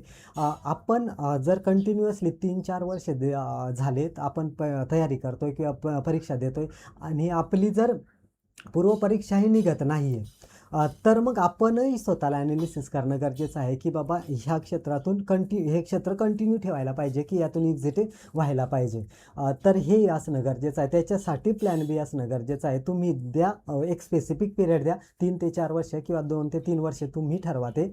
आणि नंतर मग जर 3 ते 4 वर्षामध्ये किंवा 2 ते 3 वर्षामध्ये तुमची जर पूर्व मुख्य परीक्षा निघत असेल तर तुम्ही कंटिन्युअसली ठेवू शकताय. पण पूर्व परीक्षाही निघत नसेल तुमची तर मग तुम्ही तिथून लगेच मूव्ह होणं गरजेचं आहे किंवा एक्झिट घेणं गरजेचं आहे आणि तुमचं प्लॅन बी त्यासाठी रेडी असायला पाहिजे. तुम्ही प्लॅन बी एक्झिक्यूट करू शकता. आणि प्लॅन बी यासाठी कारण तुमच्याकडे खूप सारा अनुभव आहे. MPSCचा अभ्यास केल्याच्या नंतर सगळ्या गोष्टींना सगळ्या घटकांना टच होत आहे. तुम्ही खूप मेंटली स्ट्रॉंग होत आहेत. तुम्ही डिसिजन मेकिंग घेऊ शकतायत, करू शकतायत. तर मग तो एक अनुभव असतोय. त्याच्यामुळं मग अभ्यास केला किंवा इतकी वर्ष गेली म्हणजे वाया गेली असं नसतंय. तेच खूप चांगलं वर्क करू शकतंय पुढे प्लॅन बीसाठी. त्याच्यामुळे प्लॅन बी असणं गरजेचं आहे असं मला वाटतंय. नक्कीच. सर, तर ग्रामीण भागातून काही विद्यार्थी आहेत जे स्पर्धा परीक्षांसाठी पुढे येत असतात. तर स्पर्धा परीक्षा देताना त्यांचं इंग्रजी कमी असल्यामुळे त्यांना कुठेतरी माघार घ्यावी लागते. तर अशा विद्यार्थ्यांना स्पर्धा परीक्षांमध्ये यश मिळवण्यासाठी त्यांनी नक्की कोणत्या गोष्टींवर भर दिला पाहिजे? येस. तर बरेच विद्यार्थी माझा प्रॉब्लेम स्वतःचा आहे की मला इंग्लिश व्यवस्थित येत नाही आहे किंवा मग इंग्लिशचं खूप कच्चं होतं माझं. त्याच्यामुळे माझा स्वतःचा प्रॉब्लेम आहे. पण जर बाकीचे विद्यार्थी करतायत तर मग आपणही करायला पाहिजे. जर आपण हेच मानून चालतोय की मला इंग्लिश येत नाही आहे, माझं इंग्लिश कच्चं आहे, तोच मुद्दा जेव्हा आपण वारंवार डोक्यामध्ये ठेवतोय तेव्हा ते मग कठीण होऊन जातंय. पण जेव्हा म्हणजे येत नाही याचा अर्थ मग शिकायला काय हरकत नाही आहे असं मला वाटतंय. कारण जेव्हा हळूहळू मी पुन्हा मुद्दा तो मांडतोय की सातत्य खूप महत्त्वाचं आहे. आपल्याला ज्या गोष्टी येत नाही आहेत तर त्या गोष्टी शिकणं गरजेचं असतंय. जेव्हा सतत आपण त्या गोष्टी करतोय किंवा आपण जेव्हा इंग्लिशचा मुद्दा येतोय किंवा इंग्लिश कंटिन्युअसली त्याच्यामध्ये इन्व्हॉल्व होतोय तेव्हा मग हळूहळू आपल्याला ते समजत जाते आणि त्याच्यावर नंतर शेवटी आपण मात करत जातोय किंवा मग MPSCला जेवढं अपेक्षित आहे मार्क घेण्यासाठी तेवढं तरी आपण तिथपर्यंत आपण पोचतोय किंवा पोचणं गरजेचं असते. कारण आपण हे क्षेत्र निवडलेलं आहे तर ते क्षेत्रासाठी MPSCने सांगितलेलं आहे की हे गरजेचं आहे. तर मग ते करणंच आहे. त्याच्यासाठी कारण देऊन आपल्याला चालत नाही आहे. कारण बाकीचे विद्यार्थी करतायत तर मग आपल्याला करायलाच पाहिजे. हे गोष्ट महत्त्वाची आहे. कारण मेरिटमध्ये यायचं आहे मग तितकं जी डिमांड आहे ती फुलफिल करणंच गरजेचं असतं. त्याच्या पुढे आपल्याला पर्याय नसतोय त्याच्यामुळं मग आणि होतंय हे मी केलंय त्याच्यामुळे मी सांगतोय होतंय. नक्कीच. आपण ज्याप्रमाणे अभ्यासाची एकंदरीत पद्धती सांगितली, योग घातलेल्या स्पर्धा परीक्षांमधले जे काही विद्यार्थी आहेत नक्कीच ते फॉलो करतील. तर मला असं विचारायचं की आपल्या मते यश म्हणजे काय? यशाची खरी व्याख्या काय आहे? यश मग अशीच मी सांगितलं की यश म्हणजे आता बरेच मला भेटतायत किंवा बरेच कोणी भेटतायत तर ठीक आहे बाबा शेवटी यशस्वी झाला, फायनल लिस्टमध्ये नाव आलं किंवा आता तू अधिकारी झाला म्हणजे यशस्वी झाला. मी नेहमी सांगतोय की यश म्हणजे मी अधिकारी होणं नाही किंवा यशमध्ये कोणते पद भेटणं हे यश नाही आहे. हे माझ्या मते मला असं वाटतंय. यश म्हणजे तुम्ही त्या प्रत्येक घटकाला न्याय देत आहेत ज्या घटकामधून तुम्ही आलेले आहेत. जे प्रत्येक ते प्रॉब्लेमचं सोल्युशन पर्यंत पोचतायत, जे प्रॉब्लेम तुम्हाला स्वतःला आलेले आहेत, जे आत्ता सध्या इतरांना येत आहेत. तर त्याच्यामुळे मी परत सांगतोय की आपल्यामुळे कोणाच्या तरी आयुष्यामध्ये एक सकारात्मक थोडा जरी बदल होत असेल तर तुम्ही आणि ते आपल्यामुळे त्यांच्या डोळ्यामध्ये आनंदाचे अश्रू येत आहेत, आपल्यामुळे त्यांच्या संसाराला कुठेतरी थोडासा हातभार लागत असेल तर ते म्हणजेच तुमचं यश. यश म्हणजे फक्त लिस्टमध्ये किंवा कागदावरचं नाही आहे असं मला वाटतंय. तुम्ही त्या गोष्टी करा ज्या तुम्हाला प्रॉब्लेम आलेले आहेत आणि ते प्रॉब्लेम अजूनही आहेत. पण आपण जर समजा मी झालो आणि मी झाल्याच्या नंतर माझा गाव वेगळा, मी वेगळा, मी आणि माझं कुटुंब इथपर्यंत, मग हे काहीच फायद्याचं नाही. मग आपण जे आपल्या सोबत आहेत त्यांना खरंच आपण सोबत घेऊन चालतोय का? जर आपण सगळ्यांना सोबत घेऊन चालू तर मग ते आपलं यश आहे. एक लीडर कधी मी काही विद्यार्थ्यांना सांगतोय किंवा लीडर बनण्याचा प्रयत्न करा, बॉस बनण्याचा प्रयत्न करू नका. बॉस हा तुमच्या मागचे जे सहकारी असतात त्यांना खाली ढकलून बॉस बनतोय आणि लीडर हा एक सगळ्यांना सोबत घेऊन सगळ्यांच्या सहकार्याने लीडर बनतोय. तर लीडर बनण्याचा नेहमी प्रयत्न करा, सगळ्यांना सोबत घ्या आणि तेव्हा तुम्ही पुढे जाणार आहेत. असं त्याच्यामुळे सगळ्यांना सोबत घेऊन जाणं गरजेचं आहे. येस. नक्कीच आपलं हे वाक्य खूप मोलाचं ठरेल. केव्हाही तुम्ही लीडर बना, बॉस बनण्याचा प्रयत्न करू नका. सर, आपल्या गावातील जे काही विद्यार्थी आहेत किंवा जे तरुण युवक आहेत त्यांना आणि महाराष्ट्रातील युवकांना आपण काय संदेश देऊ इच्छिता? येस. युवकांनी आपलं मी सांगतोय नेहमी की तुम्ही फक्त म्हणजे समजा शिक्षण घेत आहेत किंवा कोणत्याही क्षेत्रामध्ये जात आहेत, तर एक आपल्या आयुष्यामध्ये आपल्याला एक गोल असणं गरजेचं आहे, की त्या गोलपर्यंत मला पोचायचं आहे. आणि समजा कोणतंही जे शैक्षणिक क्षेत्रामध्ये आहे तर त्यांचं त्यांचं वेगवेगळ्या व्यक्तींचं वेगवेगळं गोल असू शकतं आहे. क्रीडा क्षेत्र आहेत, काही शैक्षणिक क्षेत्र आहेत किंवा वेगवेगळे क्षेत्र आहेत. तर आपलं एक स्वतःचं गोल असायला पाहिजे आणि त्या गोलसाठी आपण पूर्ण स्वतःला झोकून देणं गरजेचं असतंय. आणि कारण जर विदाऊट गोल आपण आयुष्य जगत राहिलो तर ते एक भरकटलेलं आयुष्य होतंय. नक्कीच. त्याच्यामुळं मग मार्ग खूप आहेत इकडे. आपल्या आयुष्याचा जो प्रवास आहे त्या प्रवासामध्ये खूप सारे आपल्याला मार्ग भेटत आहेत. पण आपण जर समजा आपलं गोल फिक्स नसेल तर आपण त्या मार्गावर जाऊ जो मार्ग आपल्याला कधीच गरजेचा नसतोय किंवा त्या मार्गावर आपल्याला कधीच जाणं गरजेचं नसतंय. त्याच्यामुळे जेव्हा आपला गोल फिक्स असतोय तेव्हा मग आपण तोच मार्ग जाऊ जेव्हा आपला ठरलेला आहे. त्याच्यामुळे प्रत्येक युवकाचं एक गोल स्वतःचा असायला पाहिजे. ते कोणतंही तुमचं असू दे, ते सर्वोच्च गोल तुमचा असायला पाहिजे. तुमचं क्रीडा क्षेत्र आहे किंवा तुमचं शैक्षणिक क्षेत्र आहे तर त्या क्षेत्रामधलं तुमचं सर्वोच्च गोल कोणतं आहे ते ठरवा, ते लिहून काढा. त्याची एक मी नेहमी विद्यार्थ्यांना सांगतो, एक छोटी डायरी तयार करा. तिथे रोज लिहा की मी माझ्या गोलसाठी काय केलं, आज काय केलं. मी झोपायच्या अगोदर तुम्ही तिथे लिहा की आज मी माझ्या ध्येयासाठी ह्या गोष्टी केल्या, आज मी माझ्या ध्येयासाठी ह्या गोष्टी केल्या. रोज लिहा, तेव्हा मग तुम्ही तिथे वर्कआउट होईल. तुम्ही एक स्पेसिफिक पिरियड ठरवा की ह्या इतक्या वर्षामध्ये इतक्या वेळेमध्ये मला माझं गोल अचीव करायचं आहे. तेव्हा मग तुम्ही सिरियसनेस तुमच्यामध्ये येतोय. त्याच्यामुळं स्वतःचं गोल असणं आणि त्यासाठी पूर्ण झोकून देणं गरजेचं आहे. मी हे प्रत्येक युवकाला सांगू इच्छितो. नक्कीच. आपल्या या आजच्या गप्पांमध्ये एकंदरीत मला असं जाणवलं, की आपल्या बोलण्यातून वारंवार असं येत होतं, की मातीचं देणं फेडणं. मग मातीचं देणं फेडणं या वाक्याचा नेमका अर्थ काय होतो? येस. मातीचं मी नेहमी सांगत असं, ज्या मातीत आपण जन्माला आलो त्या मातीचं आपलं देणं आहे. याचा अर्थ हा आहे की म्हणजे आपण ज्या आपल्या म्हणजे आपली जी क्षमता आहे किंवा आपल्याला ज्या गोष्टी माहीत आहेत त्या गोष्टी लोकांपर्यंत पोचवणं. ज्या लोकांना जे प्रॉब्लेम आहेत त्या लोकांचे प्रॉब्लेम आपण जर आपली कॅपॅसिटी असेल किंवा आपल्यामध्ये सॉल्व्ह होत असतील तर ते आपण सॉल्व्ह करणं हे गरजेचं आहे. आपण ज्या गावातून येतोय त्या गावासाठी आपण जितकं करता येईल तितकं करणं. आपण जे राज्यातून येतोय त्या राज्यासाठी जितकं करता येईल तितकं करणं आणि ज्या देशातून येतोय त्या देशासाठी जितकं करता येईल तितकं करणं. या मातीचं इथं मी पर्यावरणाला थोडंसं जोडतोय. पर्यावरण हे आपली मातृभूमी आहे. म्हणजेच आपलं कारण जे निसर्गाचं चक्र आहे ते निसर्गाच्या चक्रानुसार आपलं सगळं आयुष्य चालतंय. आता बऱ्याच वेळेला बऱ्याच काही घटना दिसत आहेत की आपण निसर्गावर कुठेतरी निसर्गाला धक्का पोचतोय. काही जंगलं नष्ट होत आहेत, काही म्हणजे बरेच झाडं तुटत आहेत. तर मग निसर्गाला जेव्हा आपण धक्का पोचतोय किंवा त्याच्या चक्राला जेव्हा धक्का पोचतोय तेव्हा मग निसर्ग एकदा खवळला. त्याच्यानंतर मग ते रौद्र रूप धारण केल्याच्या नंतर खूप भयानक परिस्थिती होती. हे आपण अनुभवलं, सगळं महाराष्ट्रानं देशानं अनुभवलेलं आहे. पण आपण ह्या गोष्टीचा विचार करणं गरजेचं आहे की हे का होतंय.